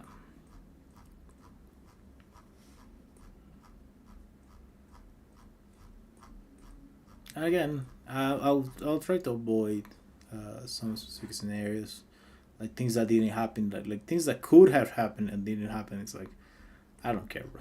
it could have happened. It could have destroyed the universe. Okay, it didn't happen, so I don't care, bro. I don't care. That's just not my interest. All I'm gonna look for is the things that actually did happen. You know. Anyways, it's okay. Chapter 42, Josaku and Johnny. So we're about to get into. We're about to get into Sanji. I think at this point, One Piece is going to get more battle oriented. Definitely, Sanji is gonna dictate the beginning of this, which not bad. That's fun so far. So far, we had some good adventures. Sanji's coming in here. Let's see what he does with full body. I honestly don't remember. I think he just necks him. I think we literally cut away on their neck. Okay, so here is Luffy's balloon doing balloon things. I think it's enough to do some damage on the marine ship, but not enough to one shot it, which makes sense now that we know that they're made with Vegapunk technology. So they definitely shouldn't be able to one shot that thing. Definitely shouldn't be. It was this for chapter 43-1. Anyways. Yeah. Oh, it did hurt Luffy. This cannonball did hurt Luffy, which is interesting. Yeah, he fainted from it. That's crazy. That's actually crazy because it shouldn't have. But whatever. Sanji out here just being a shit waiter because he got a request to give them a specific wine, and then Sanji just shits on him for no reason, bro. So far he hasn't given him any reason to sort of do anything, right, to piss Sanji off, aside from having a girl, which is like, Sanji, you cannot fuck all the girls in the world. Like, what are you talking about, bro? If that's his girlfriend, why the fuck are you trying to steal a man's girl, bro? Like, what are you doing, bro? What are you doing? What are you doing? These two fuckers could be in a romantic getaway, and you're just cheating on the guy, bro. But then again, maybe this is not the first time that Sanji has met Full Body. Maybe he knows Full Body is just a prick that does this of like trying to impress women, and then obviously just wants to have a good time. He just tricks women or something. Maybe this is just the most favorable situation for Sanji, bro. But like he really didn't have any reason to be trolling the fuck out of this guy. He really didn't have any reason. She's just doing it for the love of the trolling, bro. He's just doing it for the love of the trolling. Now, after Full Body pulls up a tantrum, destroys a whole ass table, including the food, which food means everything to Sanji, then it makes 100% sure what Sanji does right here. After this point, which it's not justified at all, that Full Body is being a child with this shit. He, I don't know. The point being is that Full Body is just a kid. So I mean, like in the end, Sanji was right in beating his ass, 100%. But it's like at the very very beginning, it's like, Sanji, what are you doing, bro? What are you doing? This is a restaurant. The guy made a petition for a specific wine. You should have just given her that wine, bro. You should have just done that. But whatever, bro. Whatever. Honestly, Full Body was looking for it when he went full child mode. Child mode. He deserved it. He deserved to be getting that kick man or curse. Seth just neck diff the damage from the cannon, which is impressive because like Luffy didn't neck diff the damage of the cannon. I mean, like he also wasn't hurt, but he did feel pain. Again, this is a Seth post his prime, like way not fighting at this point. Like Seth at like what at best probably should be at the Johnny and Yosaku's fucking level. I'm gonna be honest. So it's impressive. It's impressive, I guess. It's impressive from Seth. Not super impressive, but impressive. Anyways, so Sanji just kind of wants to beat that guy even harder, which I'm like, bro, the guy's already bleeding. What are you gonna do? Are you gonna kill him? Are you gonna execute the guy? Like, what else you gonna do? He's already on the ground, begging for his life. Like, what are we doing here? What else could you do, Sanji? What else could you fucking do? Anyways, here comes the big guy. Here comes Gin. Alright. He should have just sold the gun. I'm gonna be honest. He should have just sold the gun. But, you know.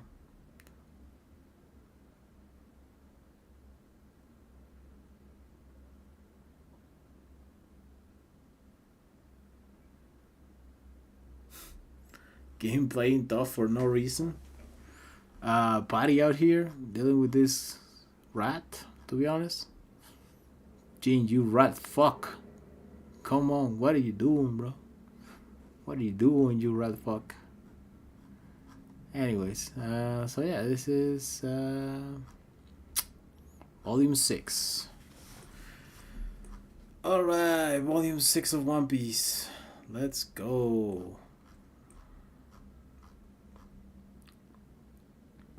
Let's go, let's go, let's go. Let's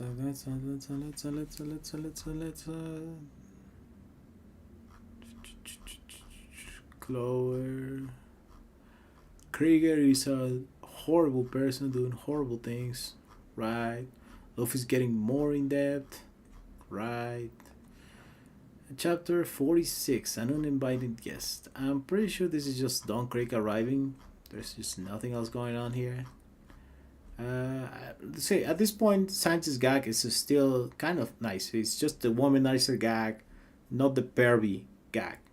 And so far, it's good. The problem is when it delves into perviness. When as soon as Sanji says stupid shit like entering into the woman's bed, yeah, at that point it's fucking over. At that point it's fucking over. But yeah, on like stuff that you cannot translate to the big screen. It's not like Sanji's character gets completely ruined by it, but I mean, like translating that Sanji to the big screen, kind of a mess. Kind of, especially for example, Sanji with the nosebleeds. Translated that into the big screen, into live action. No, that's not good. That's not good. Uh, there's a less sort of aggressive way to do it, and that's probably how I think they're gonna do it. And yeah, that's kind of it. Anyways, Don Creek doing Don Creek things. He started out in prison, then he lies his way into a navy ship. Uh, he killed the officers and took over. That's how he got his start as pirate. Alright.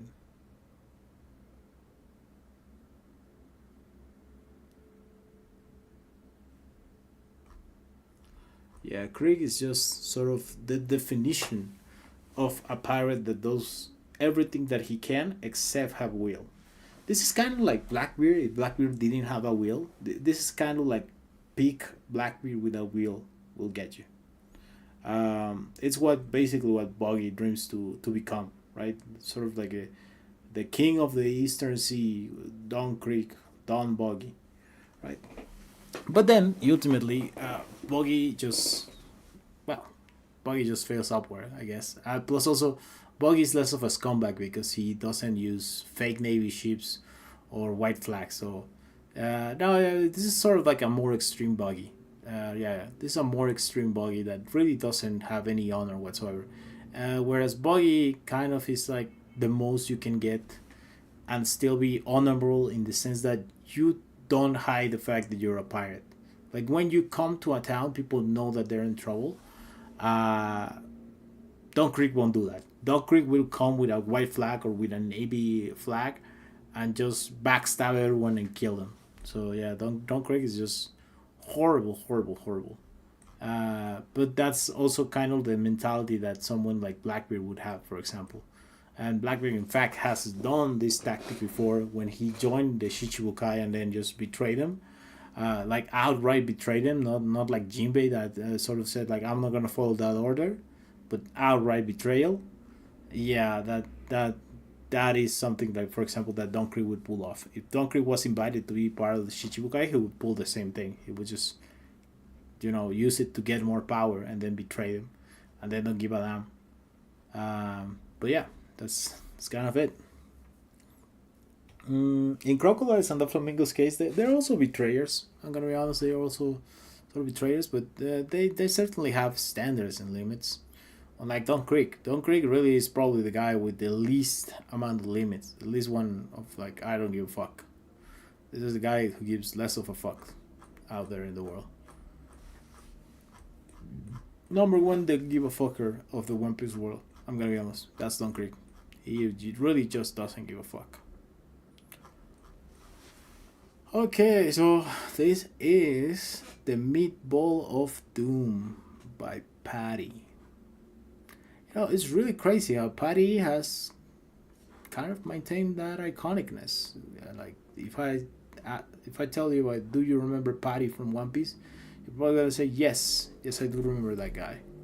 Uh, Again, it's not like Patty is completely irrelevant, but yeah, irrelevant would be somebody like the little girl that dropped ice cream into a smoker's pants or something. That would be 100. Doing somebody that's 100% irrelevant, but you know, Patty's not. Patty's kind of like I don't know. That's a tertiary character of some relative importance, I guess. Anyways, insolence. Yeah, I mean, well, what happens here is that Don Krieg just doesn't name its attacks at all, and I kind of do want to have Don Krieg in my list, so I'm just gonna do this shit because I want to do it because I don't give a fuck. Anyways, chapter 47. I'm stronger than anyone. No one defies Don Krieg. Arms of steel, stronger than any flesh. Carapace, a carapace of the strongest wood steel. Diamond fists to demolish anything, and a built-in array of weapons. I command 50 ships and 5,000 men. I have never lost a battle. I am the dawn of the Pirate Armada. If I tell you to prepare food, you will shut up and do it. No one defies me. Yeah, you see, this is why I'm telling you that if somebody states themselves as the strongest and is a pirate, that doesn't mean Nick. That doesn't mean anything. I'm gonna be honest. That doesn't mean nothing, cause cause Don Krieg was out here thinking he was the number one in the world, and there's like so many other strong fighters out there. It's like, come on, Don Krieg, come on, stop, bro. If you really think you're such a hype man, go fight Arlong, bro. Go at least fight the common tongue in your seas, bro. Go at least fight Arlong. You won't, because you're afraid, bitch. I probably shouldn't be cursing that much. I probably shouldn't be. But the point being is that, yeah, I mean, like, come on, do it, do it, Okri. Go fight Arlong, you stupid. Come on. Go fight Arlong if you think you're such hot shit. He won't. He absolutely won't. Don Krieg is just, Don Krieg just doesn't have the balls to fight Arlong. He just doesn't have them. Anyways, Red Shoe Seth, Master of the Deadly Kick. Yeah. Right. Hold it, I'm going to be king of the pirates. Yeah. Luffy standing up for himself, telling him to go with that bag of clams, I guess. Yeah, I really just gotta stop cursing. That's just not looking good. Anyways, yep. Hawkeye is just coming here. Storm. Nothing.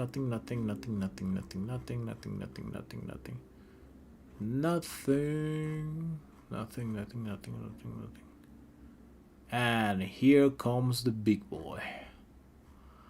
I gotta be honest, nameless Lash. I'm not counting this. This is just some nameless shit. So I'm not counting this. This is just it's Mihawk though. He might not have any fucking name tags.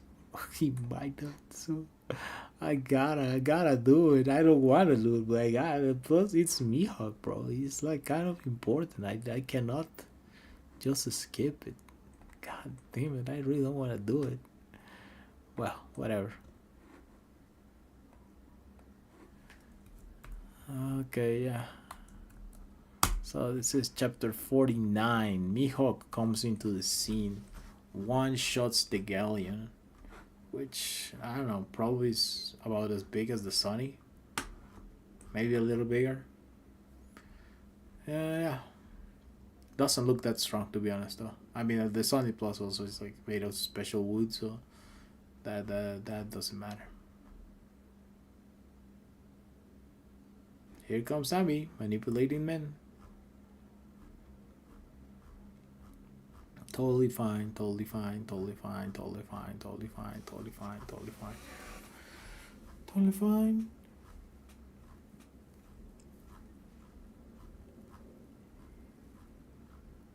The world's number one.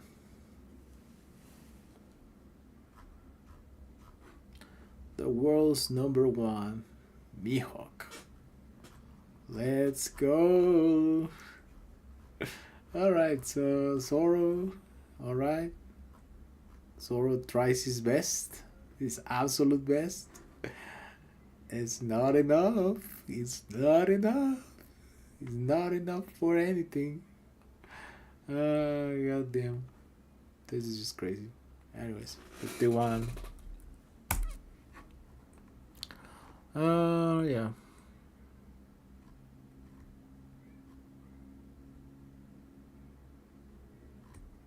Yeah. He calls his sword machine unrefined or just too wild. Yeah.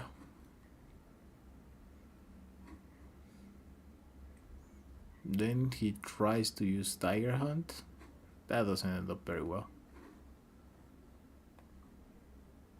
I don't even know if this is a Zoro attack or a Mihawk attack, cause like Zoro didn't land this, but Mihawk did.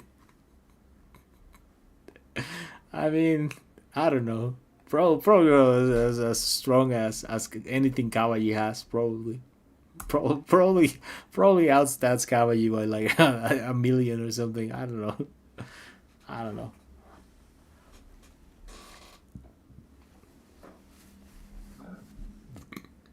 And then Mihawk's impressed, pulls on his sword, and sweats. Now, here's where technically I could end up eating my words, and One Piece could go in a direction that I would not like. But maybe, just maybe, Mihawk did fuck Zoro's dad, baby daddy, or whatever.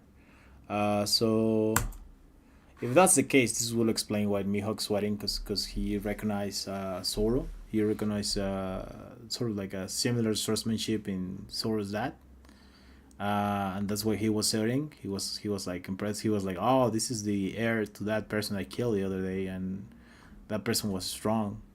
But it's like I personally would prefer if that wasn't the case. I personally would prefer again for Sword Story to just revolve around Mihawk and Kuina, and that's it. Nobody else needs to be involved. I don't need to listen to how Zoro's dad was like the third strongest swordsman of his era. Like it was Shanks, Zoro's dad, and Mihawk, and they were fighting for the number one title and shit. I really don't want that. I really just don't want that. But if it happens, it happens. I am expecting Oda to do it as good as you can do it. But personally, I just prefer the story as it is. Anyways, uh, Luffy comes here. Um, yeah. Mihawk recognizes the heart So that's why he decides to talk to Luffy, and then he just chooses to go away. He's like, I had my fun. I really don't care about anything else. I'm gonna get out of here, bro. Yeah, I don't care. I don't care. I had a nap. I really don't care.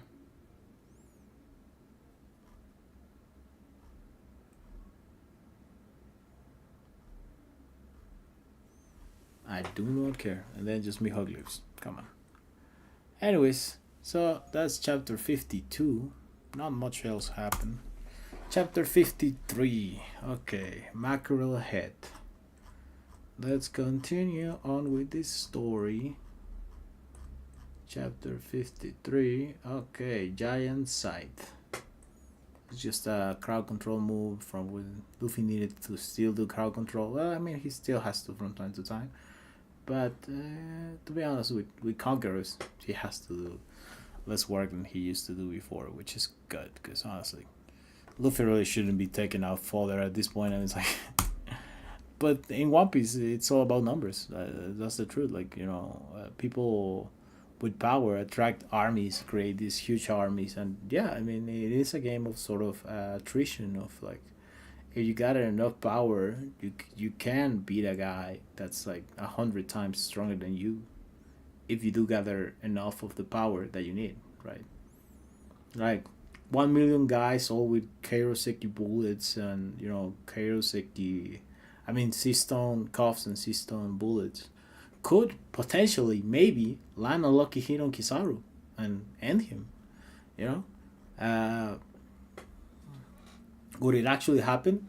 Who knows? It's 1 million guys, but yeah, I mean that's the power of team ups in One Piece. Team ups in One Piece are crazy. Yeah. So they changed to battle mode. Don Krieg out here just stops a boat with his hand. That's crazy. He really just stopped that. Uh, Oof. And this is just such a good feat for Sanji right now. I normally I don't do this. I'll do this because it's Sanji's arc. I like Sanji, and this is a good feat. This is pretty good. Just kicking a boat in the air. God damn, that's pretty crazy. Even Don Krieg is like scared of Sanji at this point. Like, look at this. Don Krieg is like, oh no, that guy's gonna low beef me. Which I mean, if Don Krieg is this scared and Jin just beats Sanji, no problem, does that mean that Jin is stronger than Don Krieg? Like, I'm gonna be honest. Maybe Jin is stronger than Don Krieg. I'm gonna be honest, bro. I'm gonna be honest. It's possible that Gin wins the 1-to-1. It's possible. I mean, Krieg was sweating out of that kick feed, and it's pretty casual for Sanji. It's pretty fucking casual. It's pretty casual. like, what are we doing out here? What are we doing? All right, so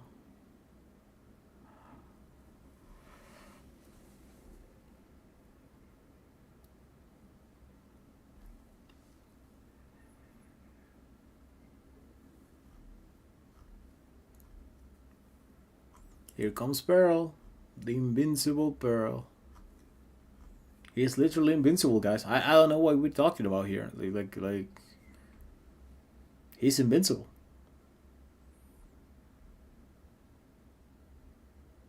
He's invincible. I mean, Pearl is invincible, right? Right here, right? All of the bears is below Pearl, according to Pearl's statement of him being invincible. This is why all statements are 100% serious, and when Kaido called himself invincible and nobody being able to defeat him, he clearly was being serious. He clearly wasn't being delusional or anything. He clearly was 100% sure that he was just soloing everybody in the verse. Clearly. Clearly he was. Clearly. Absolutely. Absolutely. Nobody can really beat Kaido. So, I mean, like, yeah, I mean, like, absolutely. Why would he back off when Shanks came to fucking tag him along? Even though Shanks is in a boat and cannot fly. So obviously it was just him and maybe Beckman jumping at Kaido in the air. and they still somehow stop Kaido. How could they do that when Kaido was invincible and he beats everyone in the verse? Uh, I don't know. I mean, probably Kaido was just bored. Probably Shanks told him a funny story and then Kaido chose to leave. Probably. Yeah, this is one of those fun things. It's like, come on, what are we doing? What are we doing here of taking character statements at face value, bro? What are we doing out here? It's narrator only, bro. We can only truly believe on narrator statements, and even those are like, and even then it's kind of like I don't know, I don't know. Anyways, I have the showman and then Hamsun too. Yeah, yeah, yeah. All right. So Sanji comes in here, beats Barrel.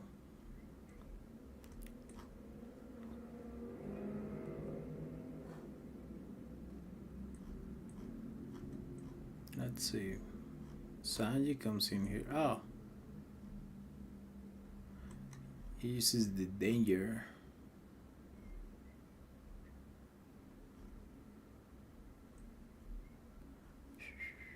So this is fire perils. So on top of the invincible armor, he can also use fire.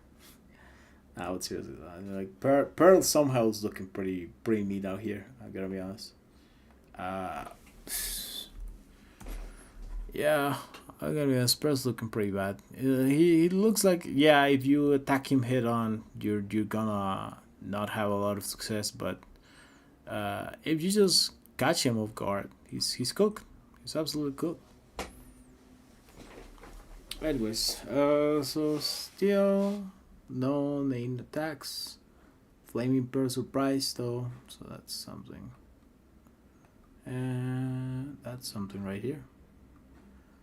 So let's go Flaming Pearl surprise 55, 55 2, 55 2. Let's go. I gotta be careful with my voice because I'm very close to sort of like hurting it, and I don't want to do that. Obviously. Uh, Pearls of Fire. Nice. This is gonna get negated by Seth. No problem. Easy squeezy lemon squeezy. Easy peasy lemon squeezy. Yeah, it's gonna get negged by Seth right here. That's pretty obvious it's a negged attack. Yeah. Yeah, I mean, like, Seth out here, out of his prime, like, super out of his prime, and he's like, yeah, you just trash, bro. Come on, get out of my face. And yeah, I'm gonna be honest, it was pretty much trash. This is just fucking Don Creek throwing a fucking rock at somebody, like, yeah, you're gonna die. It's like so meaningless. All right. Okay. So this is that's a lot. Yeah, as I remember correctly, when Sanji comes into the story becomes more about battle moves and battles in general and stuff like that. And there really is like a sort of difference out here. Pearl tanked that. No, did he tank that? Nah, he's done. He's done for the count.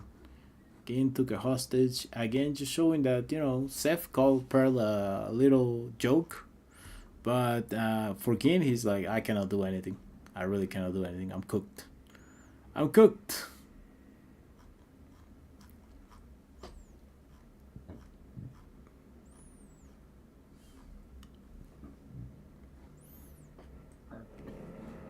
Pearl surprise. Enough to damage Sanji, which is good. But honestly, this didn't do damage to Sanji. I mean, it's enough to make Sanji bleed, not enough to actually do lasting damage.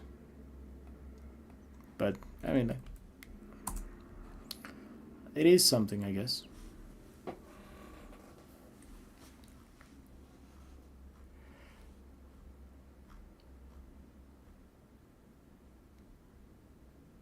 Well, Pearl Timbals symbols, chimbals, timbals. I don't remember what's the pronunciation for this, but anyways, this is Pearl Drum's attack or whatever. Um, hmm. It's stronger than the previous one, obviously. Probably twice as strong. But is it good? Is it does it actually do anything? Yeah, Sanji's looking pretty bad, but eh, I mean, it's like Sanji clearly could just beat Pearl at any point if Jin just stopped having his teacher as a hostage, right? If Jin just let Seth go, Sanji's destroying Pearl right now. So it's like it's fine, but it's about as good as when Kawaji was kicking the wound on Zoro. It's like it really doesn't mean anything. It really doesn't mean anything.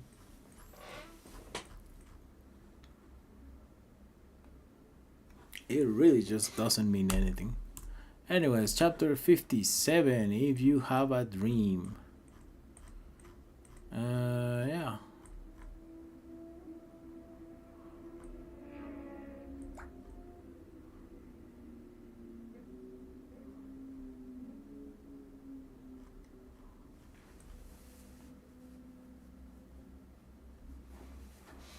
Again.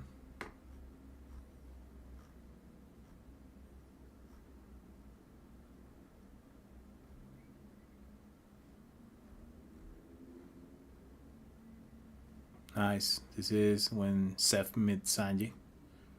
Real nice. Sanji's backstory getting spanned into the Jarma, it's fine. As I said, Sanji's just a little bit more complex than Zoro. I think at this point, we certainly don't get any hints to that.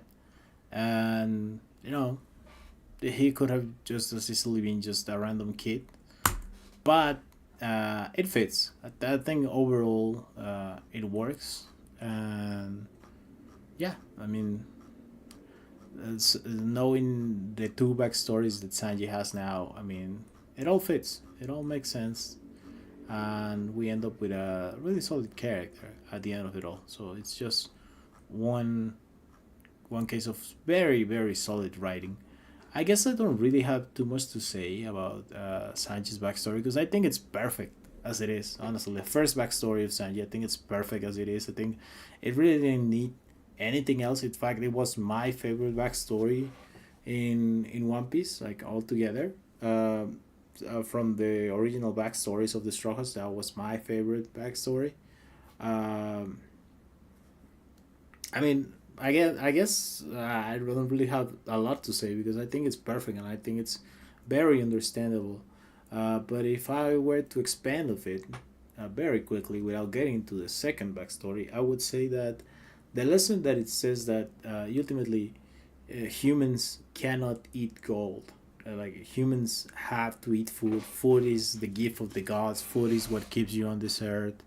It's true. It's absolutely true. I can tell you that, for example, I have chosen at times to pass time without eating, and this is not hunger level, but just sort of like not eating at the right times, because I put other things as more important. Right? Let's say I put calling my parents more important. I put let's say working more hours as more important.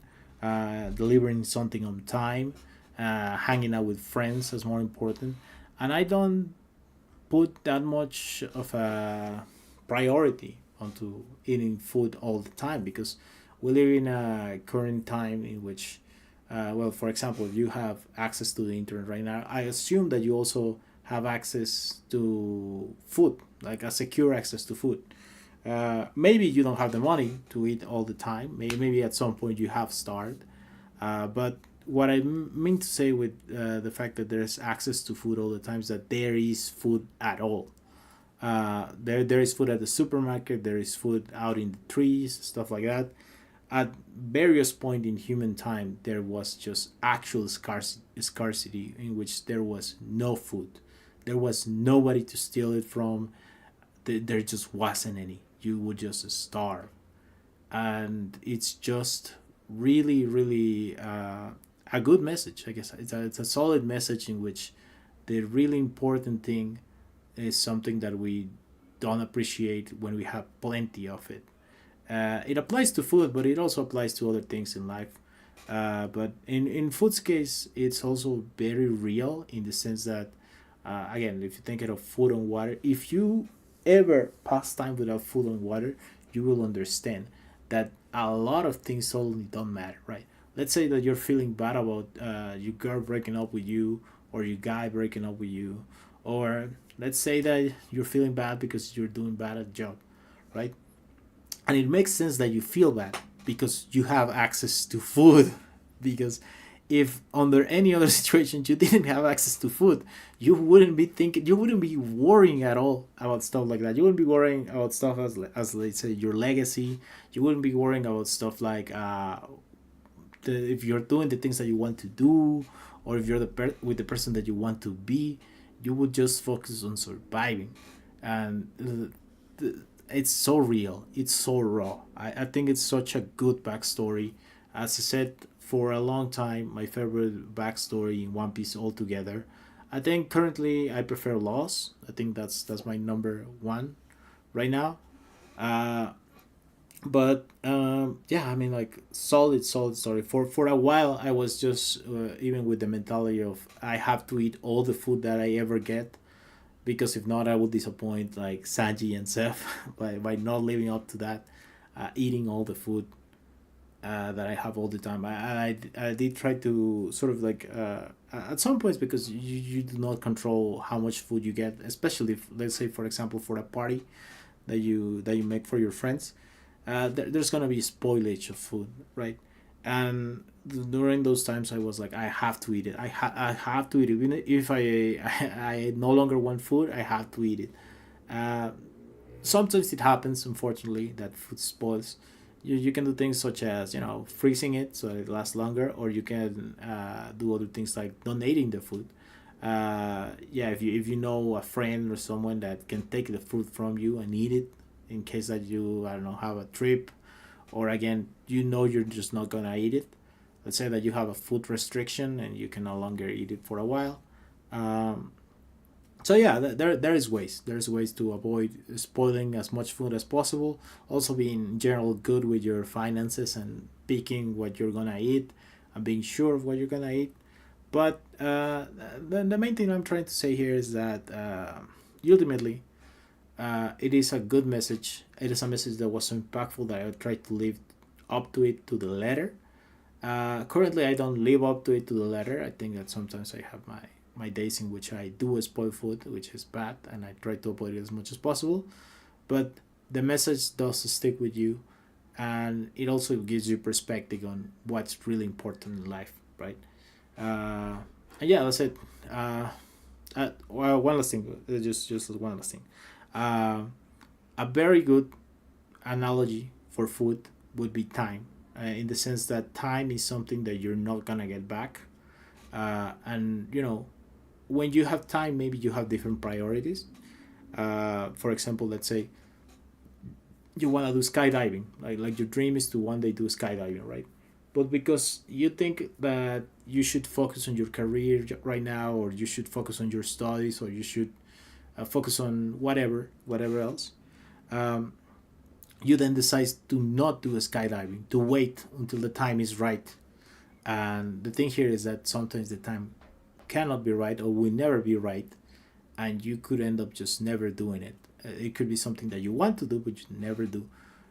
So I would say that it also, the Sanji's backstory also tells you something about the brevity of human life, and how you gotta do things when you can do it, because you never know when things are gonna change completely from one day to the other.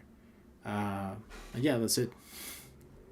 That's all I'm gonna say. That's all I'm gonna say. As I said, I could be talking a little bit more into Sanji's backstory and his past and stuff. But to be honest, if I want to talk about this, I would prefer to talk about it when we get to the second backstory, in which I can talk about Sanji completely, and everything that revolves around Sanji. Right now, I kind of just don't want to go into that. We're in chapter 59, and as I said, I love Sanji's backstory.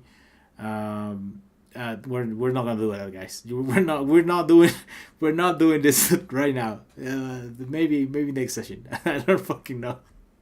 We're not doing this right now. We're just not doing it. Pearl surprise just keeps doing his thing. Pearl just keeps surprising Sanji. But again, Pearl just has the hostage. So it's like, what are you doing?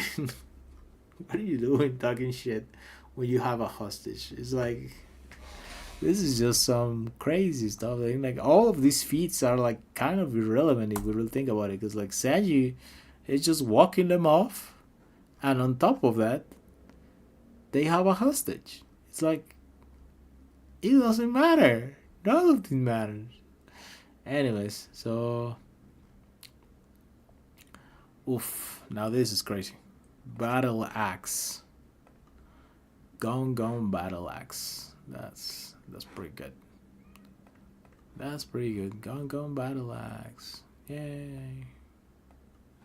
Anyways, so this is chapter 60. Ah, no, no, no. That's bad, that's bad, that's bad. I messed up. It's 59 still. This is still chapter 59. Okay.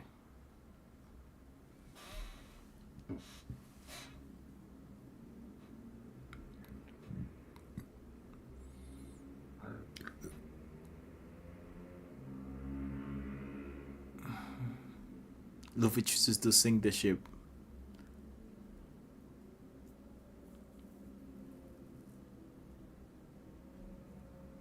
Getting killed is no way to repay your debt. That is also a really good phrase by Luffy, right here, right now. Obviously, in itself, in the way it's being said by Luffy, it's 100% correct. Unlike getting killed or paying with your life is no way to repay a debt.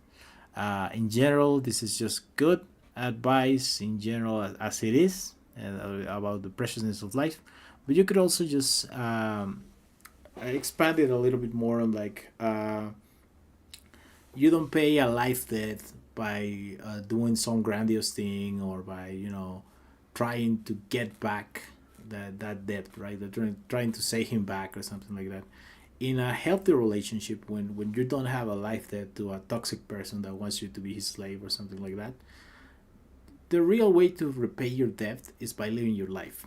It's as simple as that. To live as much of a good life as you can live. That's the best way to pay your debt.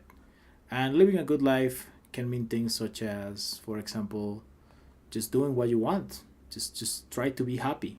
Find happiness for yourself. Yeah, I think that ultimately that's the message altogether that comes forward.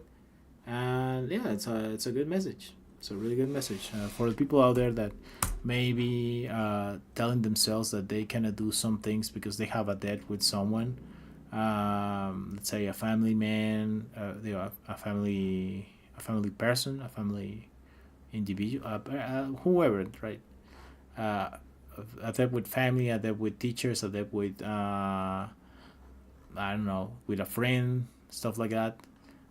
In reality, the way that you can pay a enormous debt like that, like the way you pay any debt that is in money, is by finding happiness. And if it's a debt to a friend or a family man or family person, family whatever, um, they should also be rooting for you. Like if they are worth it, if they truly like you, if they gave up something for you, then yeah, the way you repay the debt is by finding happiness for yourself. Obviously, if finding happiness for yourself is becoming a serial killer, then don't do that. Don't do that. But finding happiness for yourself is like, I don't know, by uh, I don't know, making sculptures or uh, you know, I don't really know. Uh, Getting a bike. I don't know. Do that. Doesn't matter. But the point being is that yeah, that's the best way to repay a debt to somebody that you know sort of likes you, loves you. Yeah, just do something good for you. Treat yourself right or whatever. Yeah. Anyway, so here comes Creek using poison gas, bro. Honestly, poison gas it's uncalculable. Just one shots everything. If we're honest, uh, yeah, that's it.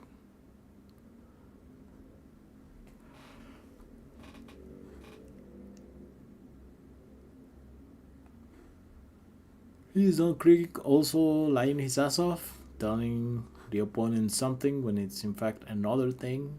That again, it's a Don Creek tactic in which, you know, sort of just why would I tell you the truth? Why would I tell you uh, the reality?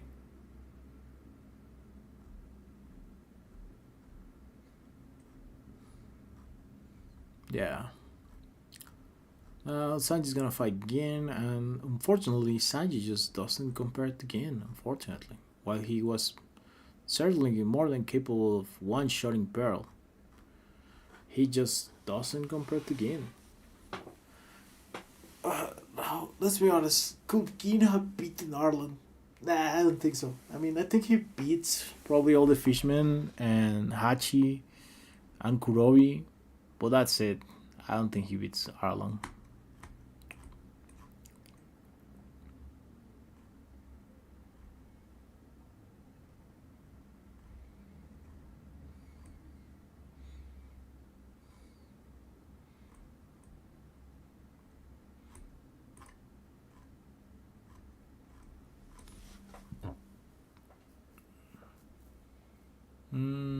Yeah. Yeah. All right, all right. Let's see. This should have a name. Yeah, Stakes. Just that's the name. Stakes. What the fuck are we talking about here? This thing's just called Stakes. All right. Seems weird, but all right. 61.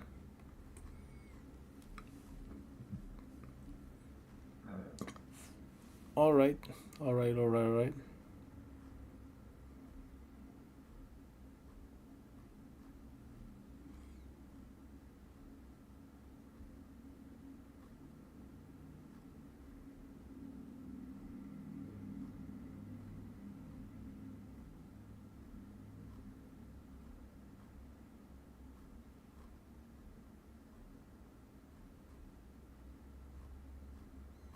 And Gin just isn't capable of killing Sanji.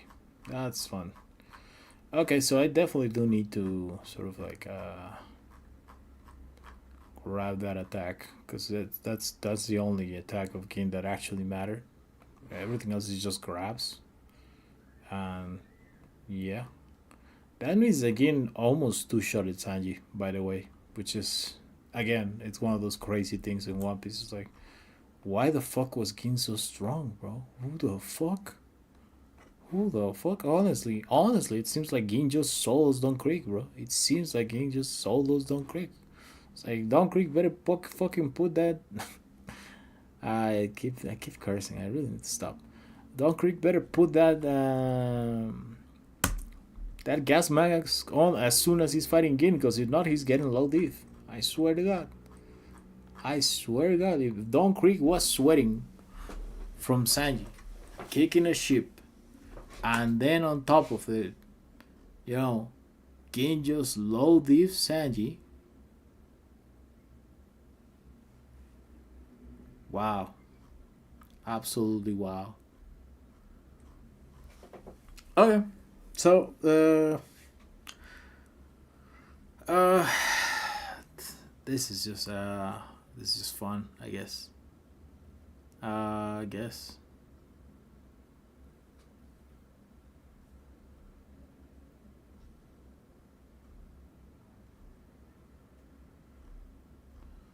This is just, alright.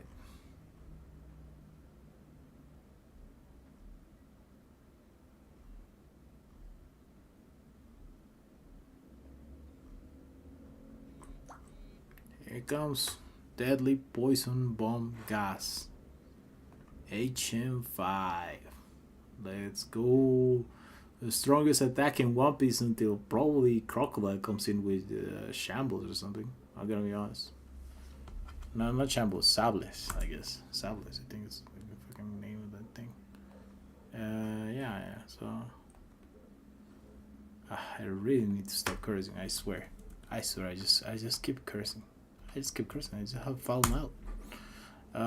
Okay. Alright. Yeah, Luffy goes in, takes some masks, puts in the ground, doesn't care, doesn't care, doesn't care, doesn't care, doesn't care, doesn't care. It was enough to one shot Gin, which is pretty good. I mean, I assume it one shots everyone. I'm gonna be honest. I'm assuming that this guy's just one shots every human. I'm gonna be honest. I think you need a logia if you're not gonna be one shotted by this. So yeah, I mean you need a logia. And that's it. Like hockey masters with capable of doing force fields. I mean, like those guys probably can resist it, but everybody else, you're out of luck.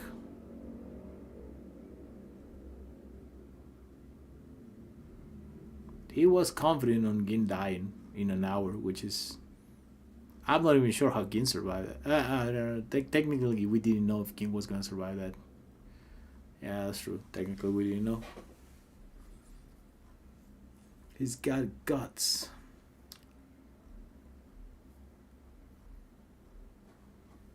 And he beat Stone Creek with Bullet. I don't even know if Bullet's stronger than Pistol. Is it? Is Bullet stronger than Pistol? I assume. I mean, it's one shot in Creek. If we were to say that Creek is like a weaker Sanji in stats, and then he has the weapons and stuff like that,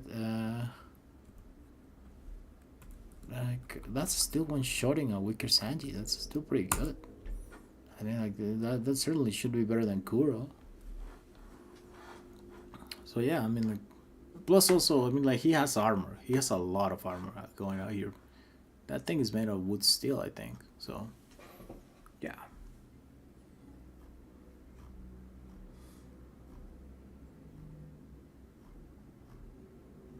Yeah, he has the strongest spear in this year.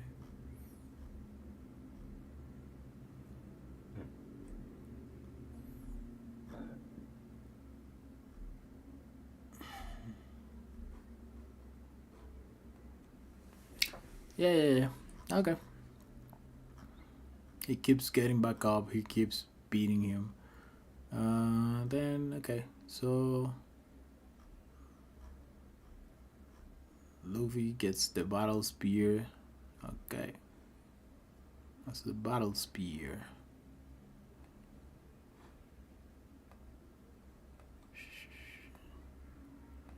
So yeah, it's the battle spear. Anyways, yeah, it's a battle spear. Keep blowing up. Yeah, it will keep blowing up. It's just the thing it does. Yeah. Keep swinging and missing, swinging and missing, swinging and missing.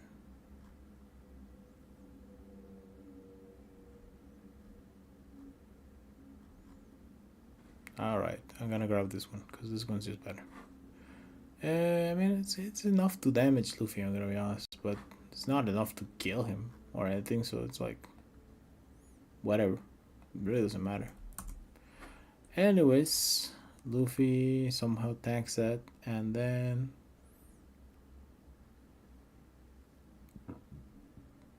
he landed 5 punches and destroyed it.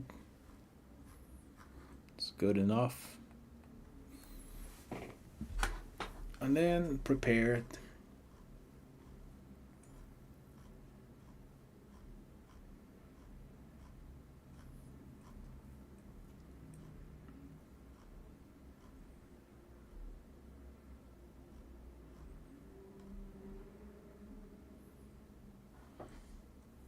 As a flamethrower, it should scale like way lower than Diablo Jambe.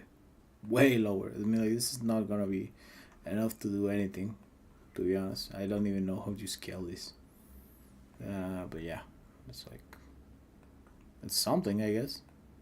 He can do it. I don't think he's gonna be doing much of anything, but he can do it. And then he uses a Gatling. All right, Gatling gun versus Don Creek.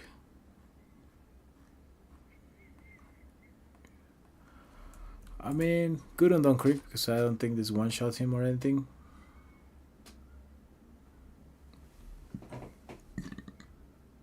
But finally, Bullet's starting to do some damage.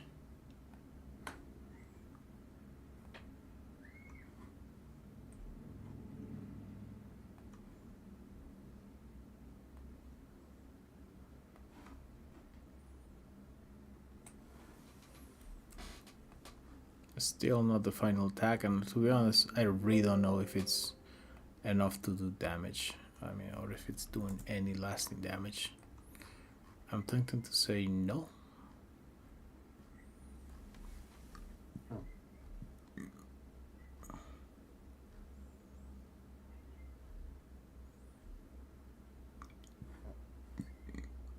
Finally, bazooka.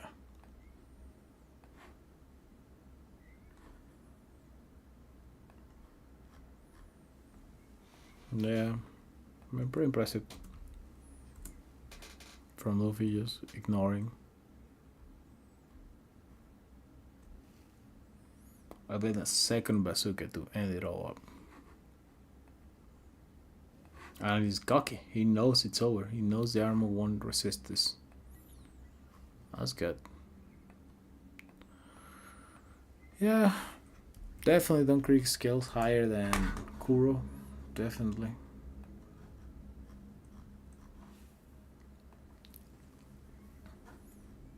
No problem.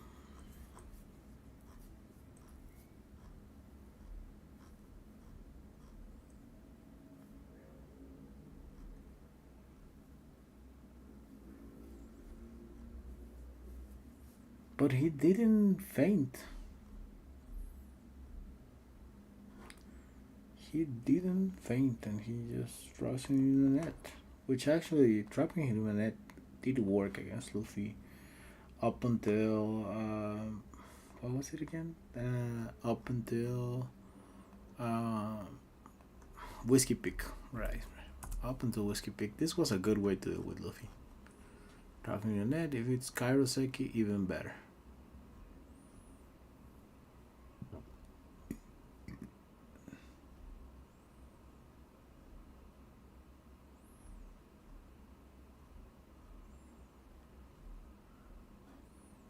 And Giant Gable.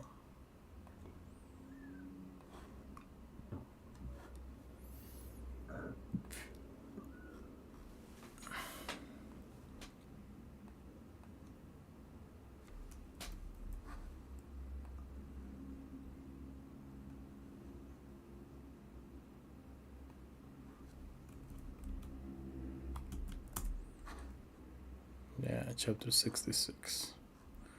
Giant Gable.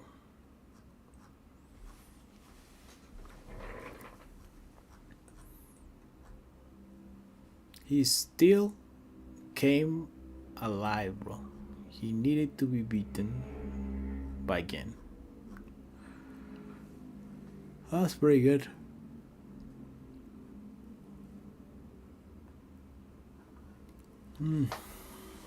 Chapter 76.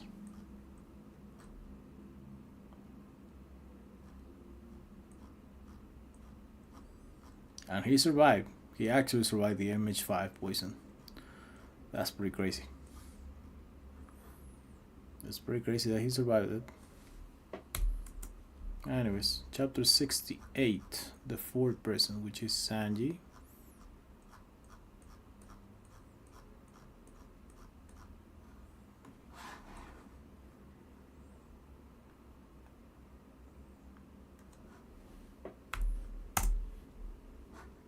Chapter 69, Arlong Park.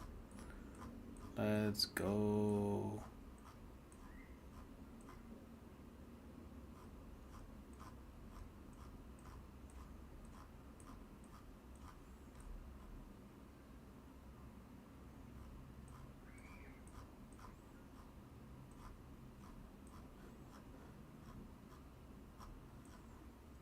Chapter 70. Yeah, I'm just looking for the chapter in which Luffy leaves the cow. The sea cow. Mm,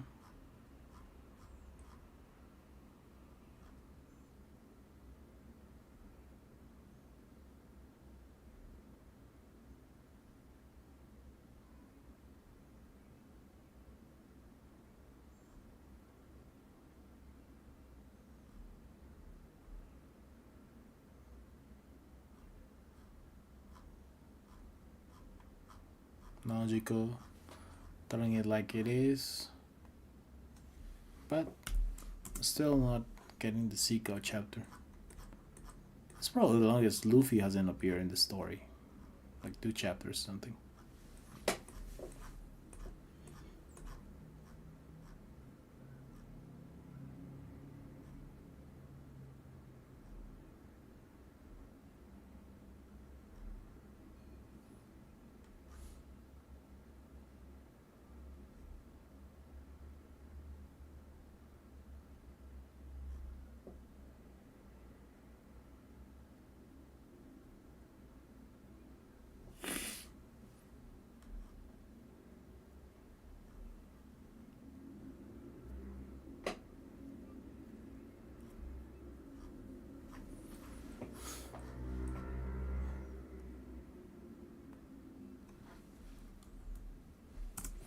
Damn, this is the beginning of tall ass people in One Piece.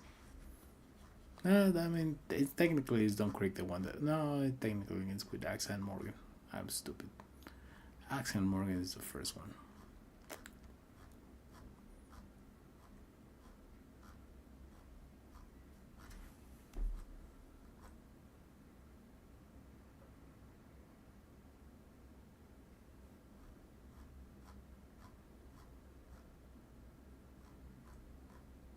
Exploding star from Usopp. Not good enough to do any damage, I think, but yeah, I mean, like they did it. Yeah, they did.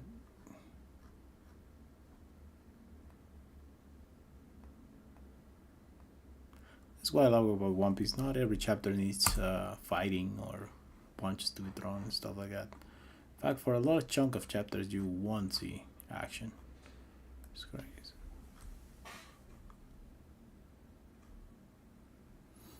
Yeah, so there's Arlong out here lifting a house, throwing it into another house.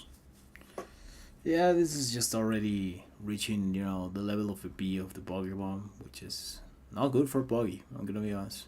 That's not good for Buggy. X Star, let's go.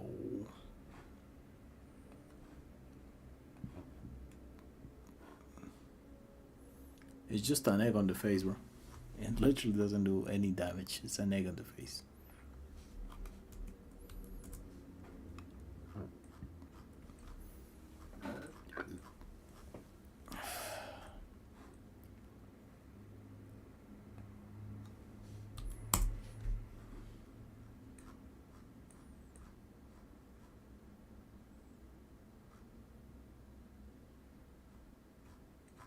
Right. Yes. For a ride. Alright. Pistol. Is it enough to one shot the cow? I think it is. I think he does one shot the cow with this.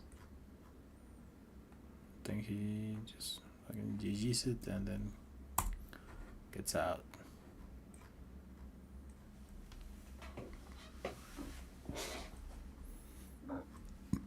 This is gonna be here to compare a nameless Sanji kick can be compared to a pistol from Luffy, which is fine. Luffy has way more things in his back, and just because it's nameless doesn't necessarily mean that it's less powerful. I mean, on average, it is. For example, if Sanji out here screamed a name attack, that name attack is probably stronger than this nameless version, but his nameless kick can totally be stronger than a named pistol by Luffy.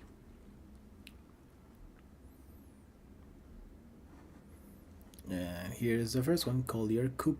First name attack from Sanji. Yeah, clearly this attack is, or it's supposed to be, more powerful than the first one, which was a nameless kick. So yeah, I mean, like that's looking good for Sanji.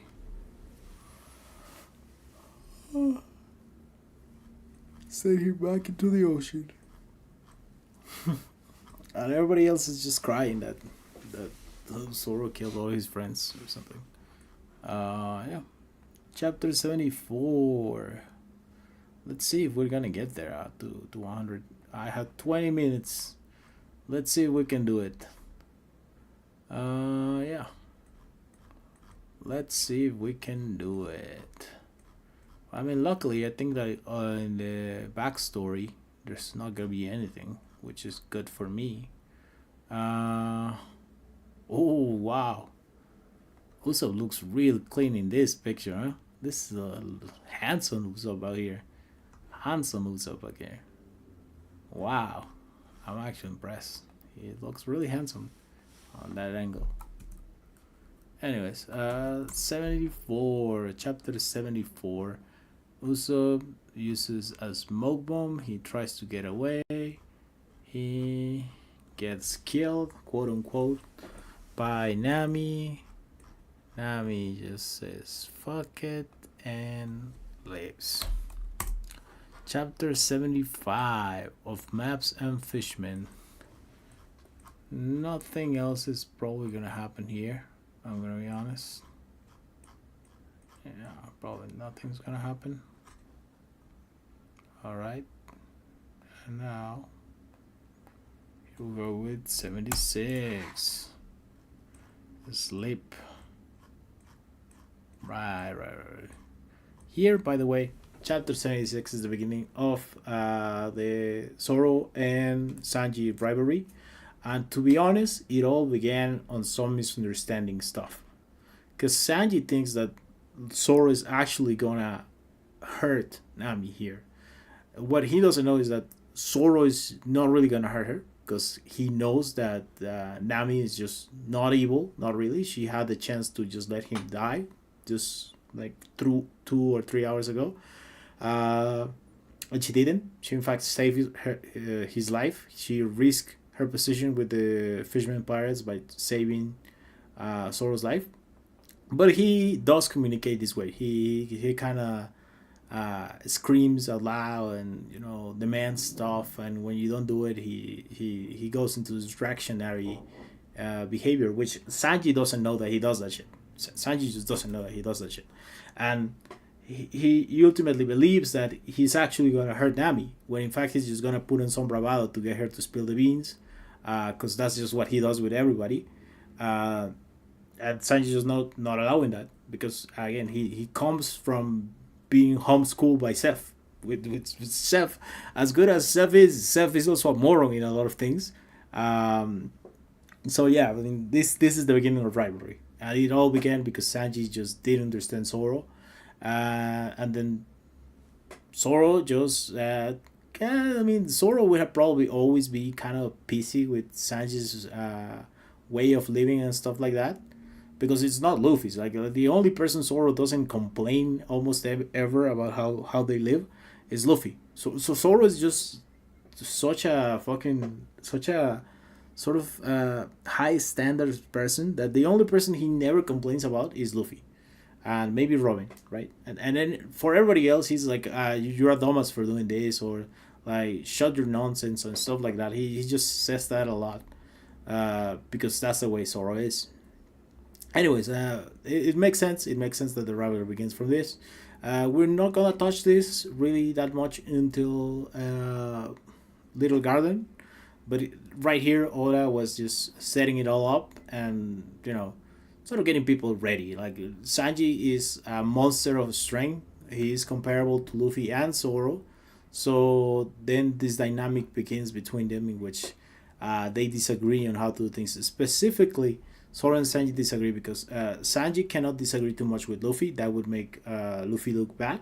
So he just usually doesn't disagree with Luffy that much. But with Zoro, he can disagree with him, and that wouldn't make anybody look bad. It wouldn't make Luffy look bad. It would make Sanji look bad, and it's a healthy rivalry, and like on the sense that they are equals in the crew. Although, and I just wanna come out and say it, I do not think they are equals in strength anymore. I think at this point in which Sanji was doing feats on the level of Luffy casually, and also Zoro was also doing feats on the level of Luffy casually. I think it's at this point in which you can say, yeah, these two are equal, relative, whatever. But as the story progresses, I think that stops being the case. And it's just something that happens because of who Zoro needs to become, like Zoro's role, Sanji's role, and the story progression in itself. It's kind of like how when Robin was introduced, Robin was straight up stronger than both Sanji and Zoro. And honestly, you could even argue that she could have one shot at both of them. Zoro could have one shot at or a matchup thing. Sanji also in a matchup thing. And if Luffy wasn't made out of rubber, which sort of negates Robin's favorite move of just breaking somebody's spine, uh, she honestly could have also one shot at Luffy. She was just really, really strong on her introduction. And as the story progressed, she became weaker. Like the sense that Zoro got stronger, Sanji got stronger, Luffy got stronger. As soon as the three of them could blitz Robin, it was over. Although in Luffy's case, it was always over because no matter if Robin did caught him and break his spine, Luffy was gonna be fine because he's made of rubber, and then he just needed to punch her, and it was over. But in Zoro's and Sanji's case, because they are not that fast, I mean, because they were around the same speed as Robin, they would have lost to her, to one shots. But as soon as they got faster, it was over. As soon as they got better speed feats than Robin, that's it. Uh, and yeah, so the point with Robin is just to explain that a character can be strong and can be equal or relative to another character, and then eventually be left on the dust simply because the story progresses and some characters just need to begin doing certain things that another character just doesn't need to do, or just straight up, if he did those things, it would be complicated to continue the story as the author intends to continue the story. Again, this is kind of like a horrible way to describe Zoro and Sanji because it's very very at the beginning. I'm sorry if you're not happy with this, but I will continue to add more details about this and why I think that these two characters eventually get gapped. They get a difference into their powers as I delve further into the story. I think as I get into the feats, as I get into the events that happen in which I can point you out that this is what happened. I think it's when I'm gonna talk about it, but that's not gonna happen until at least 500 chapters plus from here. So settle up. This is gonna be a long ride. Okay. So Nami says goodbye. Yeah, yada yada yada. Usopp's alive. Usopp meets him. Yeah. Yeah. Yeah, yeah, yeah, yeah. Yeah. Again, Sanji just doesn't know how to do a lot of things because he has just been home raised by Seth, honestly. Uh, and with Zoro, he can sort of get along pretty well because Zoro also has a personality similar to Seth. Basically, Zoro and Seth are both hard asses, which I think is the reason why Sanji was particularly drawn to Zoro, right? Because Usopp can completely say stuff similar to Zoro and that Nami's a witch and stuff like that. But Sanji just isn't that much tempted to fight with Usopp as he is tempted to fight with Zoro. And the reason why I think that they have this affinity to fight with each other is because Sanji is reminded of Seth when he looks at Zoro. or when he sees Zoro's behavior in general. It's like a Seth that hasn't learned proper manners, like Seth would say, like that a man should never hurt a woman, stuff like that. And so it's something of like Sanji meets a guy that sounds like his father figure, like the person that he looks up the most in the world, but he's doing stuff completely wrong. He's doing everything wrong. It's like you meet someone that looks and sounds and moves like your father, but let's say like while your father was a firefighter, this person that you're meeting is like a pyromaniac that begins fires. So you're like completely baffled by this, and yeah, that's sort of what Sanji's going on. This is the reason why there's so much conflict with it. And there's also the fact that even when they have positive situations in which they're kind of happy and stuff like that, because Sanji and Zephyr's relation is also one with love is expressed to violent, or love is violent in a certain way. For example, Zeph certainly hit Sanji to teach him lessons and stuff like that, and they bantered a lot. He sort of replicates this with Zoro. He also banters a lot with him. Zoro, to a certain degree, he just banters because that's what he does. But in Sanji's case, there is a deeper relationship in which that's not what he does with everybody. That's what he does with somebody in particular, which is Seth, and he does that behavior just with Zoro. He tends to not do that with Luffy or with Usopp or with Nami or with anybody else. He tends to just do that with Zoro. Yeah, that's just something else which I think adds to the relationship between Zoro and Sanji, which is the relationship between Sanji and Seth, on top of the relationship between Zoro and Sanji and stuff like that. It parallels itself or something like that. All right, so we are kind of getting there. We are very close. We just need 25 more chapters. It's all gonna be flashbacks, so we have time. Chapter 78, Belmer. Chapter 79, which is gonna be To Live. Chapter 80. Well, chapter 80 here, Nami grabbing on that technique of seducing people to get what they want, from seeing Belmer seducing the mayor, which I am forgetting its name. So yeah, the point being is that Belmer wasn't a perfect person by any means. She taught Nami how to use her sexuality to get stuff, and then she just used that with everybody, which is it's not bad. It's not bad. I would like to add to the repetition of Belmer, which I think that Belmer and the Major did have kind of like a relationship situationship going up. For whatever reason, they never like married or did anything. For example, the Major isn't like Belmer's father. I really don't know if it was sexual. It had to be sexual because Belmer was flirting with the Major, right? At the very least, the Major probably had a crush on Belmer. I wouldn't be surprised. I think that's how I read it. Like Belmer and the Major had a situationship going on in which the Major had a crush on Belmer. Belmer either wasn't interested at all. Maybe she was a lesbian. Maybe she wasn't. Who knows? I'm not gonna judge based on her appearance. Uh, maybe she didn't.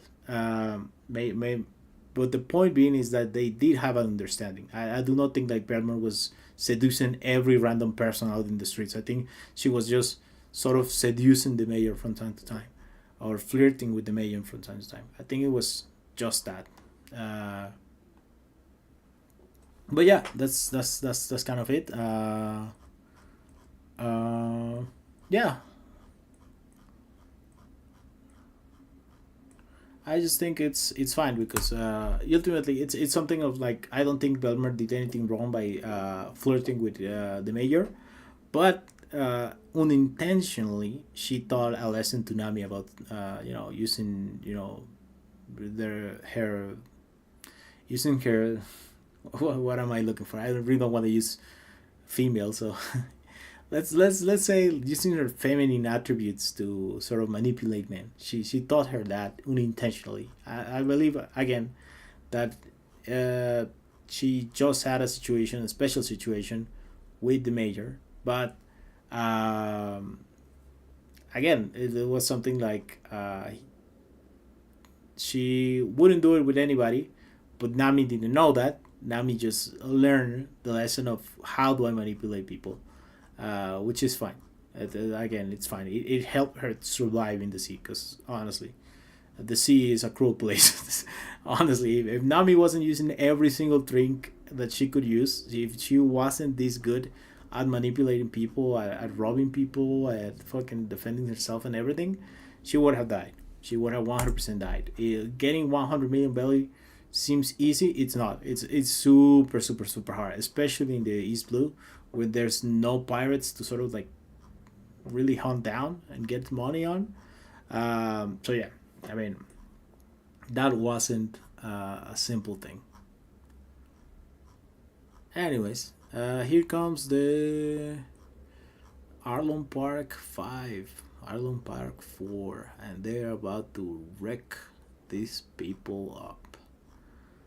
So, here comes Luffy using. I think this is the only time he has used this move. Probably for good reason because it really leaves you in a bad situation. Probably he can use it good now that he has Haki, maybe. But honestly, if he has Haki, he should just use Haki instead of using this move. But the point being is that it's a good move. It's a good move. This is what truly one shots the cow. It doesn't scare her. It doesn't throw her into the bottom of the ocean. It one shots the sea cow, which is pretty impressive. Again, pretty impressive. Unfortunately, he's stuck, which means that everybody's gonna have a hard time dealing with Arlen now. Let's see, Hachi, Ink, Jet, Octopus, Ink. So he throws ink. It's a visibility thing. It's really not that useful, but technically it does do damage because it's water in the eyes. It's water in the eyes. It's ink in the eyes. Technically. All right.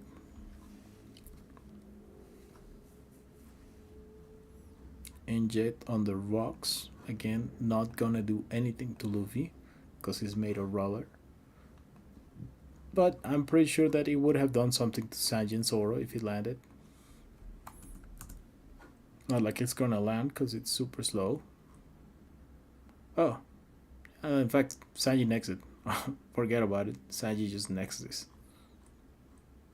Super hard, by the way.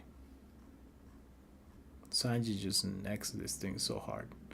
Anyways, one of the things my gallantry crabfish. I was raised by a pirate. I don't think you have got what it takes to take on me, human. So people are here just being supremacists, I guess.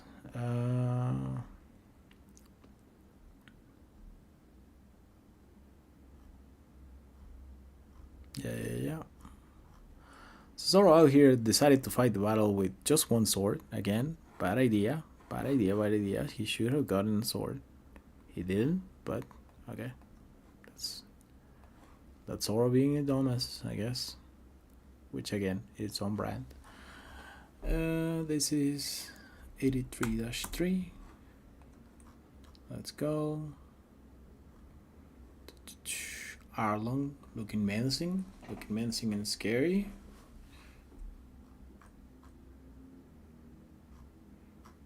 Yeah. Throws him into the ocean. Oof. Oof. Pistol to bite.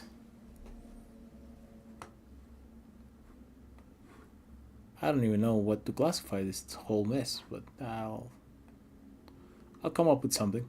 I'll come up with something. I always do. Anyways,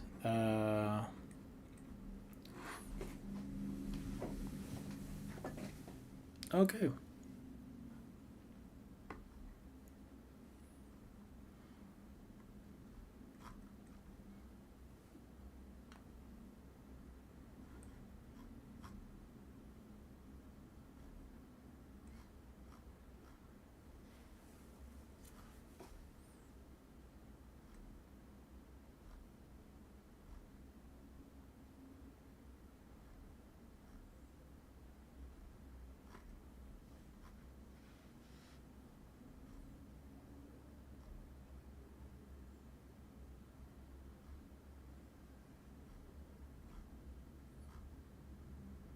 Yeah, yeah, yeah. So they gotta save Luffy. They gotta try and save Luffy. Yeah, they gotta try and save Luffy.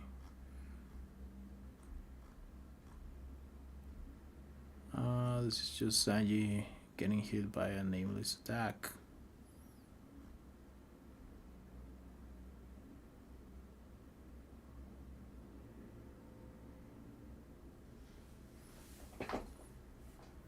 Second best swordsman on Fishman Island.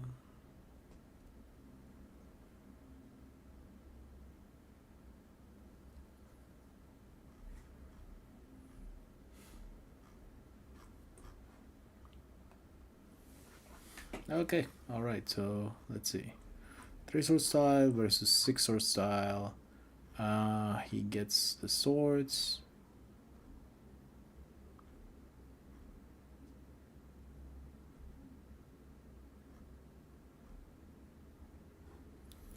And here comes the streaming wolf. The streaming wolf swords. Pretty good. Pretty good feat, honestly.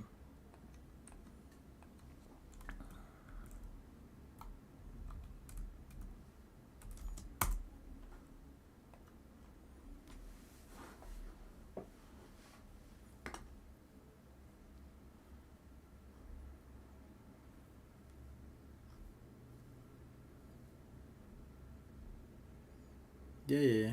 I may only have three blades, but look at them, they're much heavier than yours. Yeah, yeah. And here he says that his swords can weigh 300 kilos each or whatever. Again, this is just some mega BS because these swords really weigh that much. Like, what the fuck? This is not even metal, bro. This has to be something else. This has to be tungsten or some shit. How the fuck does this swords weigh 300 kilograms each? How the hell? Who the hell?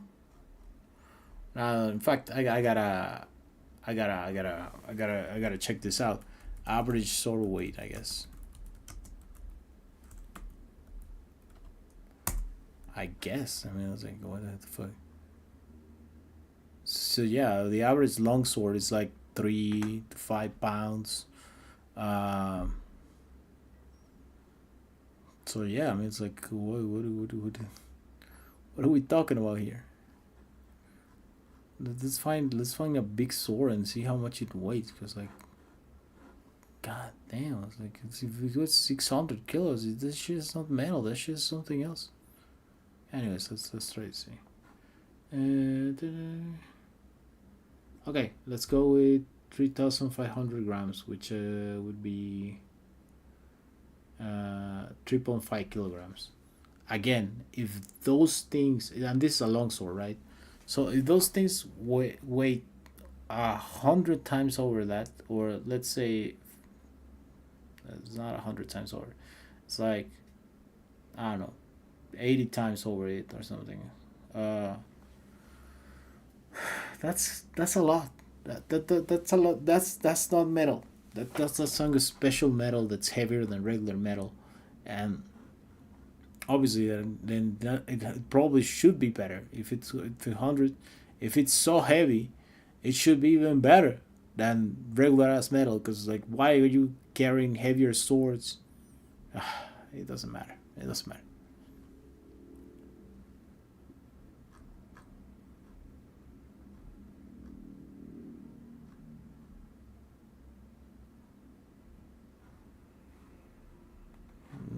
Impressive feat of Hachi right here, being able to open up Zoro like this.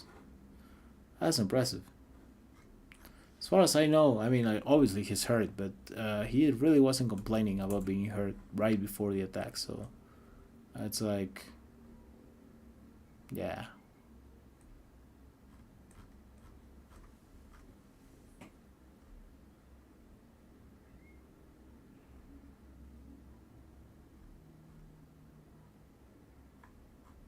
yeah. So this is crazy. Walls of six swords, and then Zoro counters this somehow through some BS. I'm gonna be honest. and yeah, he just counters it somehow. Anyways, yeah, he counters it, destroys it.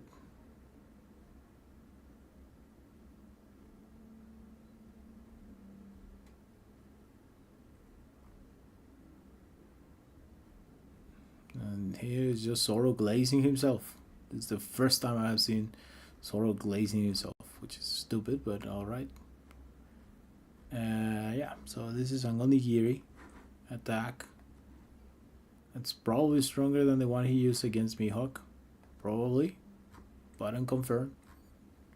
And honestly, it wouldn't matter. Because it's not like anything scales to Mihawk. Nothing that Zoro does. I think even to current Zoro, scales to Mihawk. Anyways. So Octopus Frontier versus Dragon Twister. Yeah, so we're gonna do two ways to analyze this because that's how you should do it. Active 5, and then I need another one, which should be this Dragon Twister.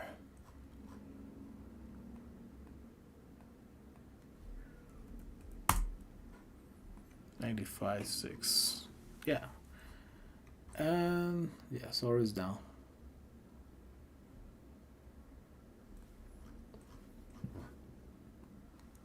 Now 86.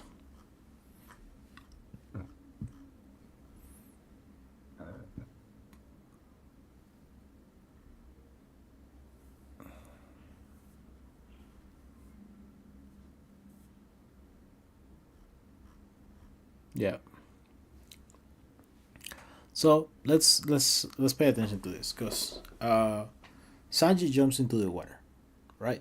Even if you want to say Hachi was somehow stronger than Kurobi, which I think it's cap. I think actually we have confirmation that Kurobi was the vice captain. Uh, Kurobi should get 10 times stronger underwater, which even you could even make the argument that Kurobi actually possibly stronger than Arlong underwater, than the Arlong that was fighting Luffy up here out of water, right? So not Sanji beat that guy up.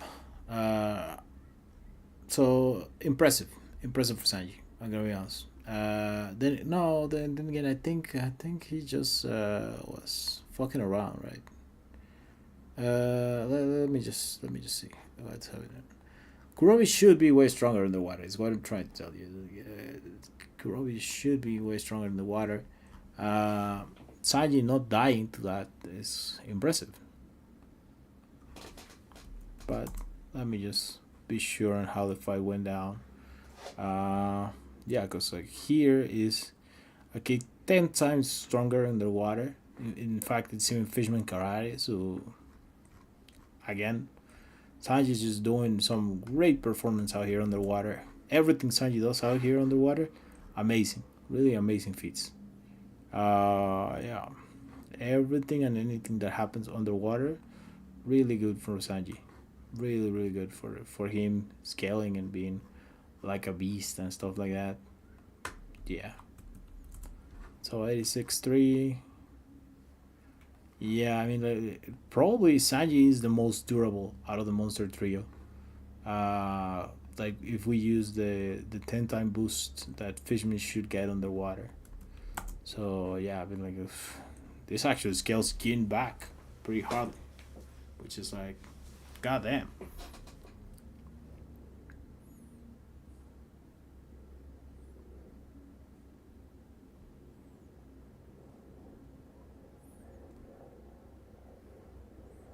Wow.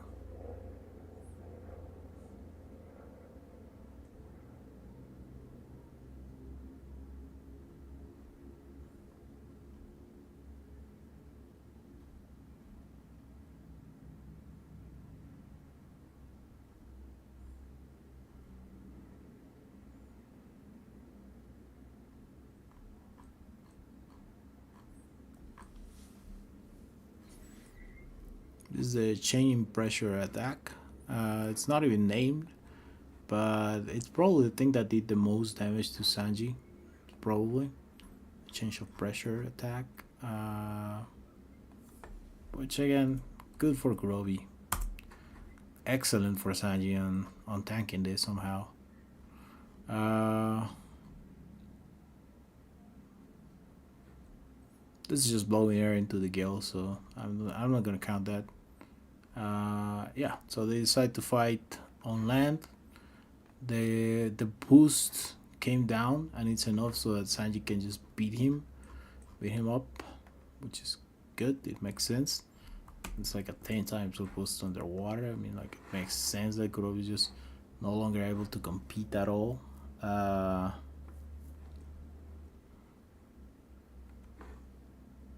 Again, Kurobe is just outgunned here.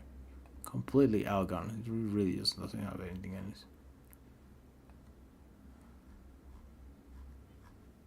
He really just doesn't have anything. Yeah, we're gonna get a lot of this because this is actually just part of the table manners curse kick or whatever from Sanji. So yeah, we're gonna get a lot of attacks, a lot of power being held here by Sanji. Uh, Ultimately, I think this is probably the one time in which every single blow that Sanji is doing, it's helping a lot. It's debilitating Kurobi. It's being, you know, a problem for Kurobi. He really probably wouldn't last too long after this. But it's not the end yet. We're still not done here. Because he was going for one last attack, but he just never pulled it off. He got the Mutton Mullet, and that's it. It's over. So underwater, Sanji was going to lose. That shit was gonna happen. Sanji was going to lose.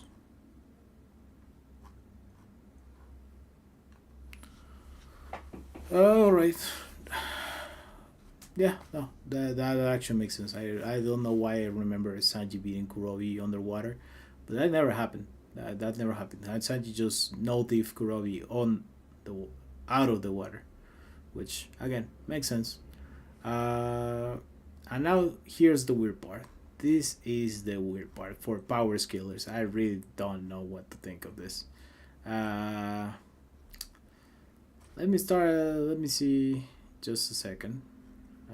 We have Usopp fight, which let's deal with this. Yeah.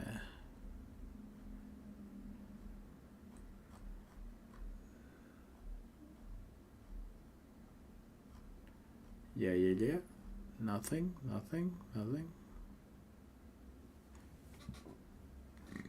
Usopp's hammer. Now this is interesting. Usopp's hammer is hurting this fucking this Arlong commander. This Arlong, not grunt. Definitely, Shu isn't a grunt. So, I mean, that's good for Usopp. That means that he could do this damage onto maybe Hachi, maybe Wolf or Hachi, maybe unclear. Possibly yes. Band of Doom. This is psychological attack, by the way. Psychological attack. Good enough. So good enough.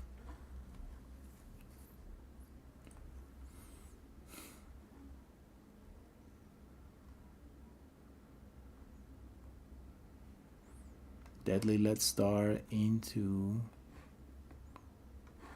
Liquor.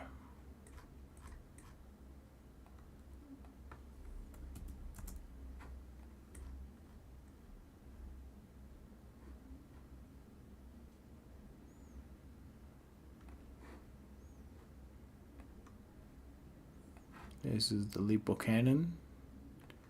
Really good.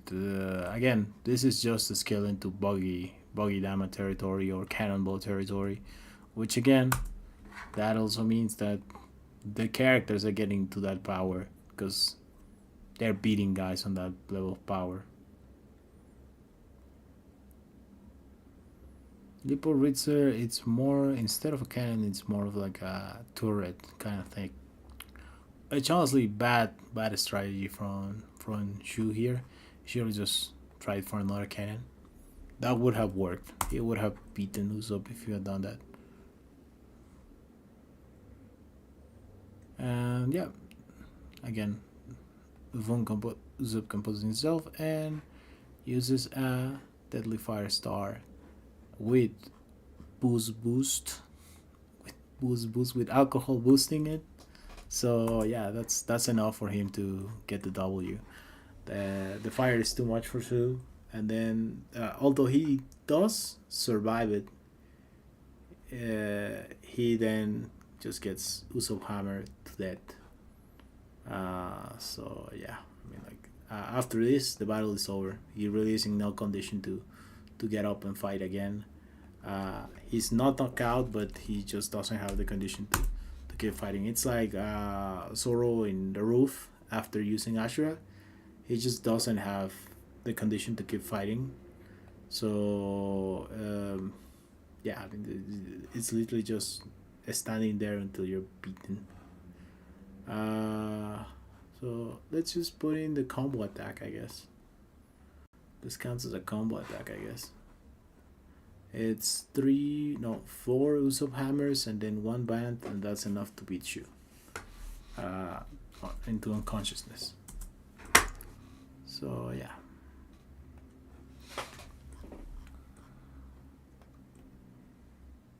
I'm gonna change the name of this because it's incorrect. It should be 88 and 38.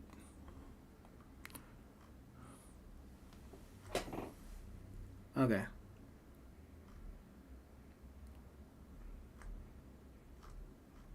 Right.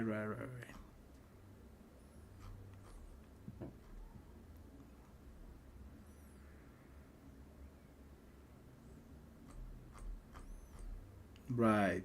So here is Arlong telling both of them that they're just trash and they're incapable of beating him. But we're about to see that there's a difference here.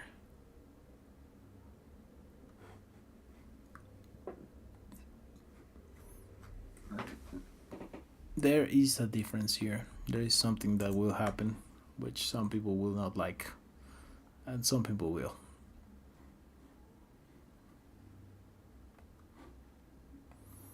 Sanji calls this attack like a shotgun. So yeah, I really don't have a reason to not believe this guy that this isn't a shotgun. Because fuck it, for all we know, Sanji has taken a shotgun to the face. For all we know. Anyways, yeah, he's just toying with them, telling them ass, telling them they're trash, telling them that they cannot do anything. Uh,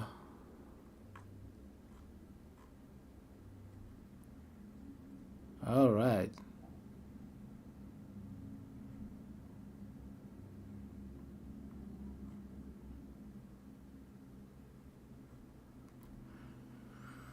Now, this is basically the main difference here, and it's the fact that okay, Sanji has better condition to go underwater and save Luffy. As we saw, if you just dive too fast underwater, that can mess up your organs, and not even to say to the fact that Zoro probably cannot run at this condition at his end. He just cannot run.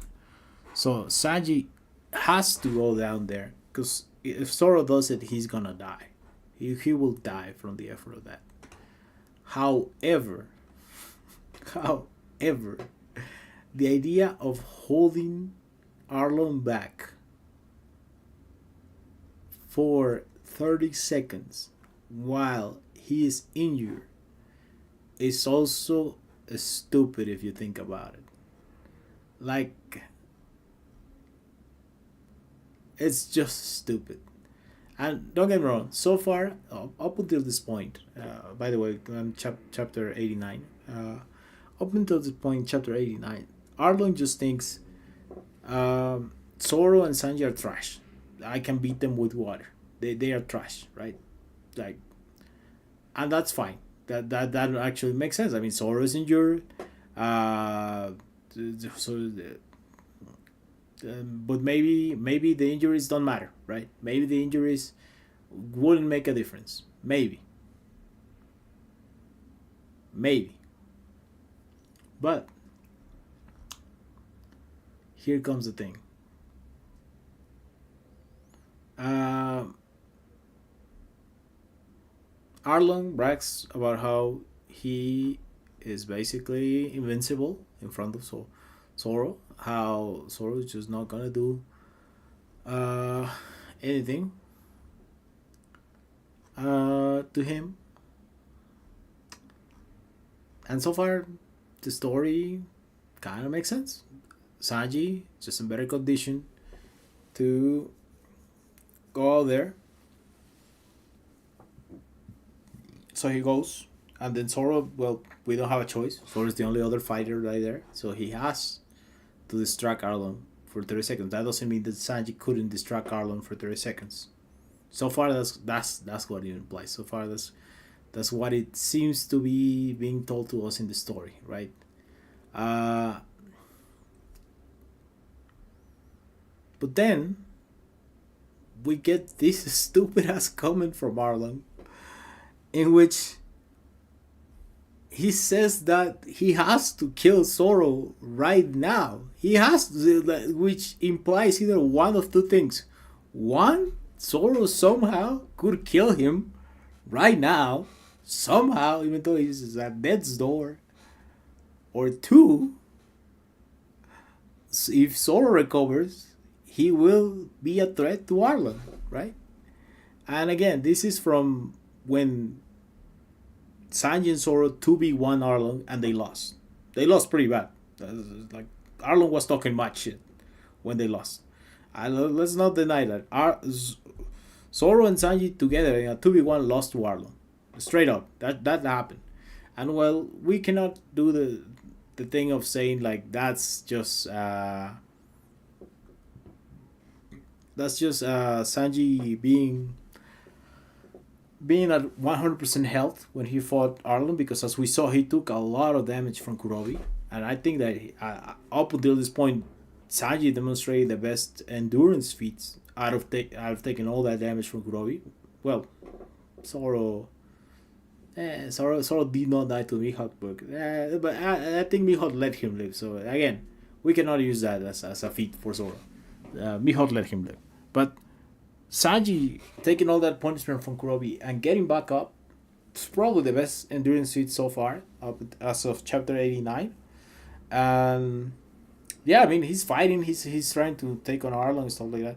I would say that on the fact that it's Zoro and Sanji working together with Arlong, I would say it's fair to say that Sanji was at, if let's say that Sanji was at 40% of that fight, let's say that with Zoro's help he was like at 60 or 70% at that fight, right? Like if Zoro wasn't there and we just recovered energy for Sanji equivalent to the effort that Zoro would have put on the fight, I would say that Sanji would still have lost at 60 or 70%. Like he lost to Arlong right here at like 40% or something. But I think in a sort of like a rematch situation, he also loses at 60 and 70% the similar way and gets called a weakling. The point being is that Zoro is at like 20% or 10% or some shit, and Arlo is out here like, oh, I better kill this guy. This guy is dangerous. This guy doesn't look like a dying man, and stuff like that. And it's like, okay, alright, okay. If you're gonna glaze Zoro, I guess you're gonna glaze Zoro. I guess you just gotta do that. Uh,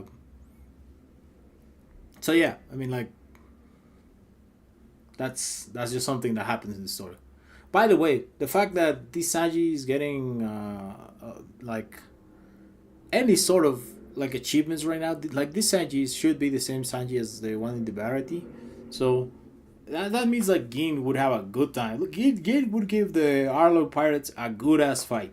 he would give them a good as fight. He probably just gets to Arlong, really hard, but he gets to Arlong and he impresses them probably more than what Zoro and Sanji did, and then he dies. But if it's all the Creek pirates, you still have an Arlong that has to fight a fresh Creek and a fresh Pearl, and yeah, I mean like, could Arlong beat Pearl and Creek teaming up against him? Could Arlong do that? I don't know. Maybe. Maybe. And the funny thing is like Pearl and Creek got knocked out by Gin. Both of them had to be knocked out by Gin. It's like nobody else was knocking those guys off except Gin, betraying them. So technically, the Pearl and Pearl and Don Creek end up as sort of unscalable, or their scaling depends completely on Gin's, I guess. I mean, we know Don Creek is for sure weaker than Luffy. That's not true. That wasn't accurate, was it? And we also know that Don Creek can take more punishment than Kuro and Buggy, but we just don't know if he can take as much punishment as for example, what's this guy name? Arlong, yeah. All right, so here comes Luffy. He comes with the whip and the bell, and yeah, I mean, Arlong is just taking more damage already than whatever Kuro and Buggy took. I mean, like, it's not even a contest. It's like easy peasy lemon squeezy. Uh, it's so easy. Like Arlong just outscales those guys so hard. The problem is Gin and Don Creek. Those are the big guys that I mean Don Creek I think alone he definitely loses to this guy what was this guy's name again to Arlong, yeah. I keep forgetting, man. Come on, the saga is called Arlong Park, man. Come on, try to be a little bit better, man. Come on. Anyways, so yeah, and let's go with 89-2. Anyways, then he does a Gatling. Honestly, none of this really matters because like he is throwing attacks, but it's not serious yet. He's just throwing attacks. But these attacks should all together combine and be enough to say like, yeah, I mean like even if they're unserious, this would have destroyed Kuro and Buggy.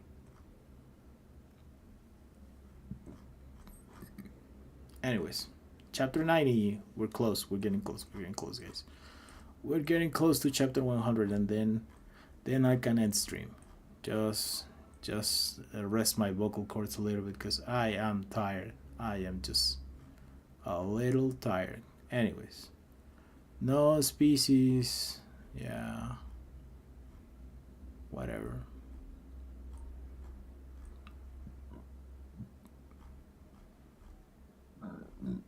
Yeah.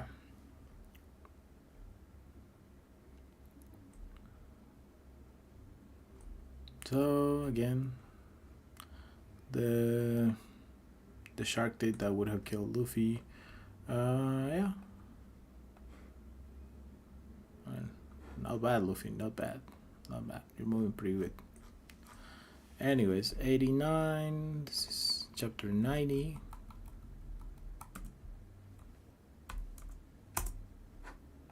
All right. And then Luffy says his speech, which I think the majority of people that read One Piece just forget, and it's the fact that nobody can do things on their own. That you need people to live, and to think that you can just do it all on your own is just foolishness and stuff like that. Even if you can be super strong alone, which is like the case of Mihawk, which is just insane because he can even how do you call it? He can even cook I bet Mihawk makes his own food, makes his own clothes. He just seems like that kind of try hard guy. Like he just makes everything himself. Uh, so Mihawk is probably the most independent man in the sea, and yet Mihawk himself glazes the power of teamwork. He glazes it as being like the strongest power in the sea. Uh, so that should tell you something, right? Like the guy that lives the most separate from the world and is the strongest individual that's living alone. Not the strongest beings, but the strongest loner. Yeah, the Mihawk is the strongest loner in One Piece. Even he himself is like, nah, the strongest power is having friends, bro. That's the strongest thing. You cannot do anything if you have friends, bro. I cannot beat the power of friendship. He himself admits inferiority to that. And again, I think he chooses not to have his own crew and stuff like that because he clearly was traumatized by something in his past that made him a loner. But um, yeah, I mean, in the end, what matters is that he tells you the lesson that he agrees with the rules of the universe. To really be strong, you need allies. Alone, you're not gonna do anything. Yeah, that's kind of it. I think about it. Does Arlen just attack with this stupid ass teeth thing? No, he drops in the axe, the Nobunaga, the whatever thing. He drops it later, but yeah, I mean, like, should be fine.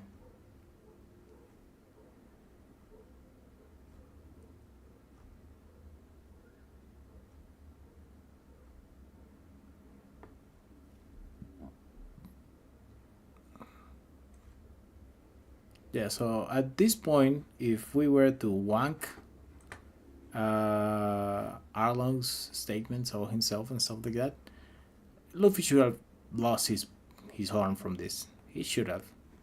He didn't. So I mean, if anything, this just downscales Arlong into a more realistic interpretation, in which he's strong. He can damage Luffy, but he's not really gonna be doing any winning out here. Okay. Water. He went into the water, and then it's just shark on darts. Good attack, honestly. This is a good attack. I don't know if it's stronger than the bite though. I mean, I'm gonna be honest. I don't think it's stronger than the bite. The bite just seems more controlled, more efficient to do damage.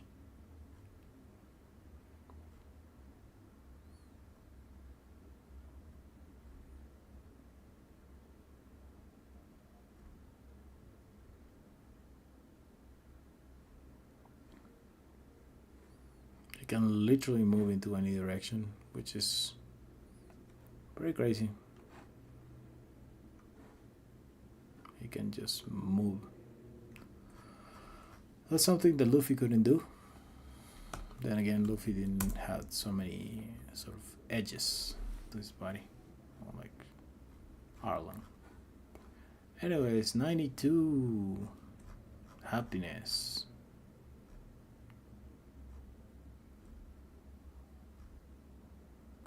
Gungam should work. Respect. Because I honestly didn't expect it to work. But yeah, it did work. He got the thing. He got the thing off. Anyway, so it's 91-4. And then we're almost done. We're almost done, guys. We're very, very close. Fingernet, which is something that was used against him the last time. He incorporated this fingernet into his fighting style. It was enough to help him a little bit. Not enough to, immobilize him, which is bad. But it could contain him, which means that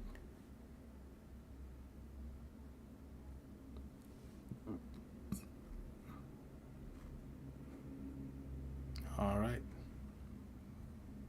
Fingernet into spear. It's not about combo, Luffy. That's not about combo. That's pretty good combo.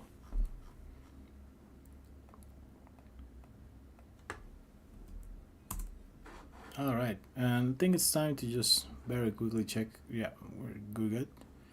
Uh,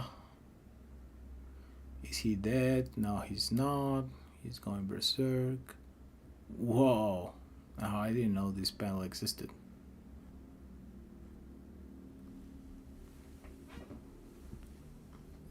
Right, right, right. Jumps, jumps. Grabs the sword again. Oh, more like he grabs his sword.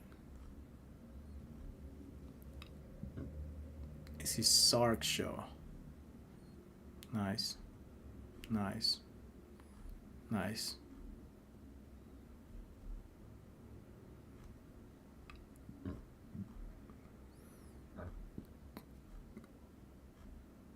Yeah.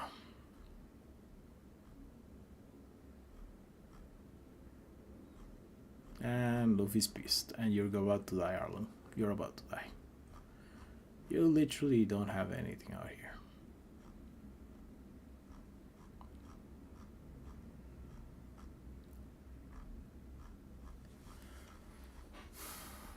Almost, almost, almost, almost, almost. See, as soon as he's in trouble, he goes back and tries to use his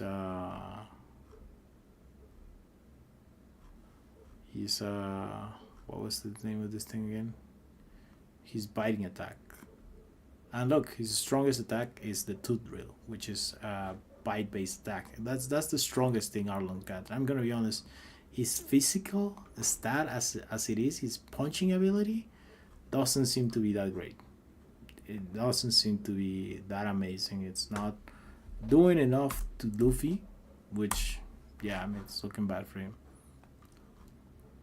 Yeah, I mean like yeah, biting just seems to be his strongest thing.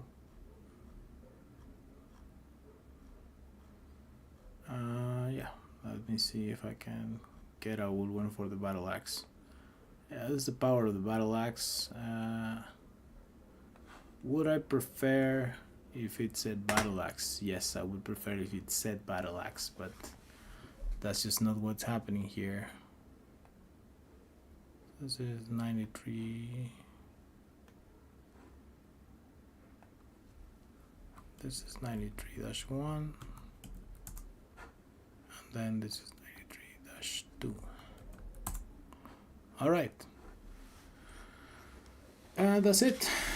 If I remember correctly, that's the end of that story. Cool, cool, cool. Nami's smiling, gonna have a party. That's pretty neat. Spin wheel. The meanest man in the east. Right.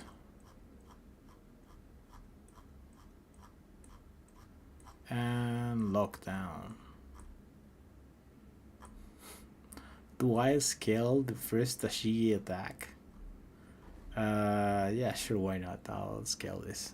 Why not? I'll do it, I don't care.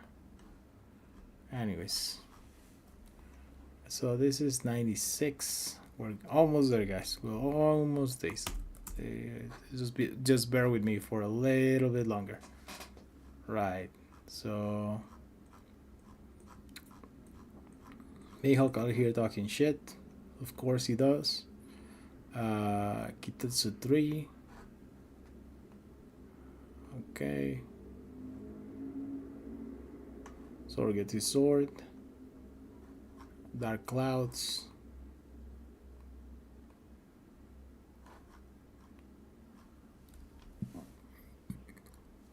The slip lip fruit. Unscalable, honestly. She seems to be immune to everything, but she seems to also be unscalable. Kawaji is the one that catches Luffy casually. Casually Kawaji just does this. Alright. The smoker out here. The smoker is a nice guy.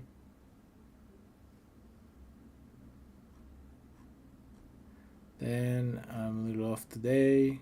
Yeah, they definitely are. Tashigi and yeah.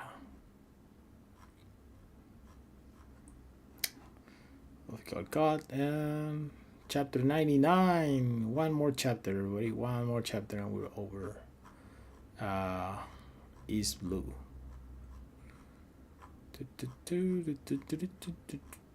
Apparently, I'm gonna be going at the rate of 100 chapters per stream, which means it's gonna be 10 streams until I finally end up this. Which, all right. Is this a thing that I can scale? No, I cannot. So I'm not doing this. I do not care. All right, chapter 100. A smoker should reveal one series of attack, and aside from that, that should be it. I mean, maybe Zoro does a move. Maybe I don't think so, but I think that's it. This is just a mobility, but I'm also gonna get it just in case. I mean, technically, you can just crash into somewhere with this. Technically, this is 99. No, this is 100. Chapter 100. 100. We're gonna be here a while, everybody. We're gonna be here a while. Anyways, after that, we have Whiteout. Whiteout catches everyone. Nobody can get away from this, really. That's just how good Whiteout is. And yeah, he catches everyone. Then he uses smoke to move his vehicle. Then Richie doing Richie things.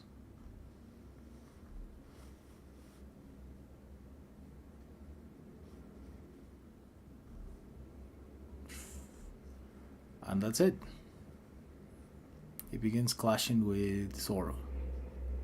It's not bad. I mean, like it's a good clash. Good on Tashigi for being able to hold her own for a second, but you know.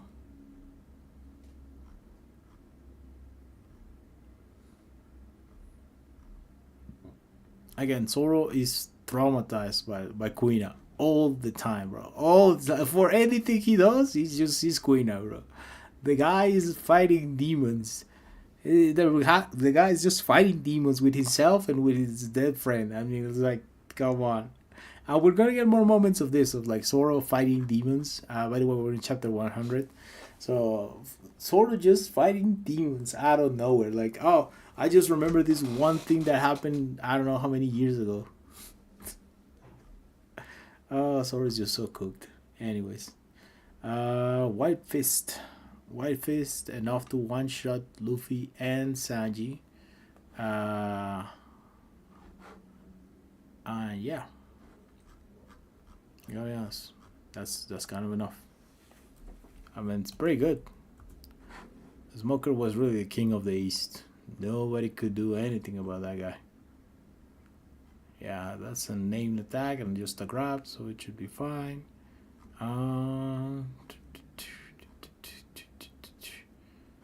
A wind blast from Dragon.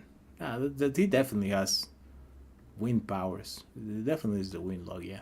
It definitely is. He definitely is. I do not care. Anyways.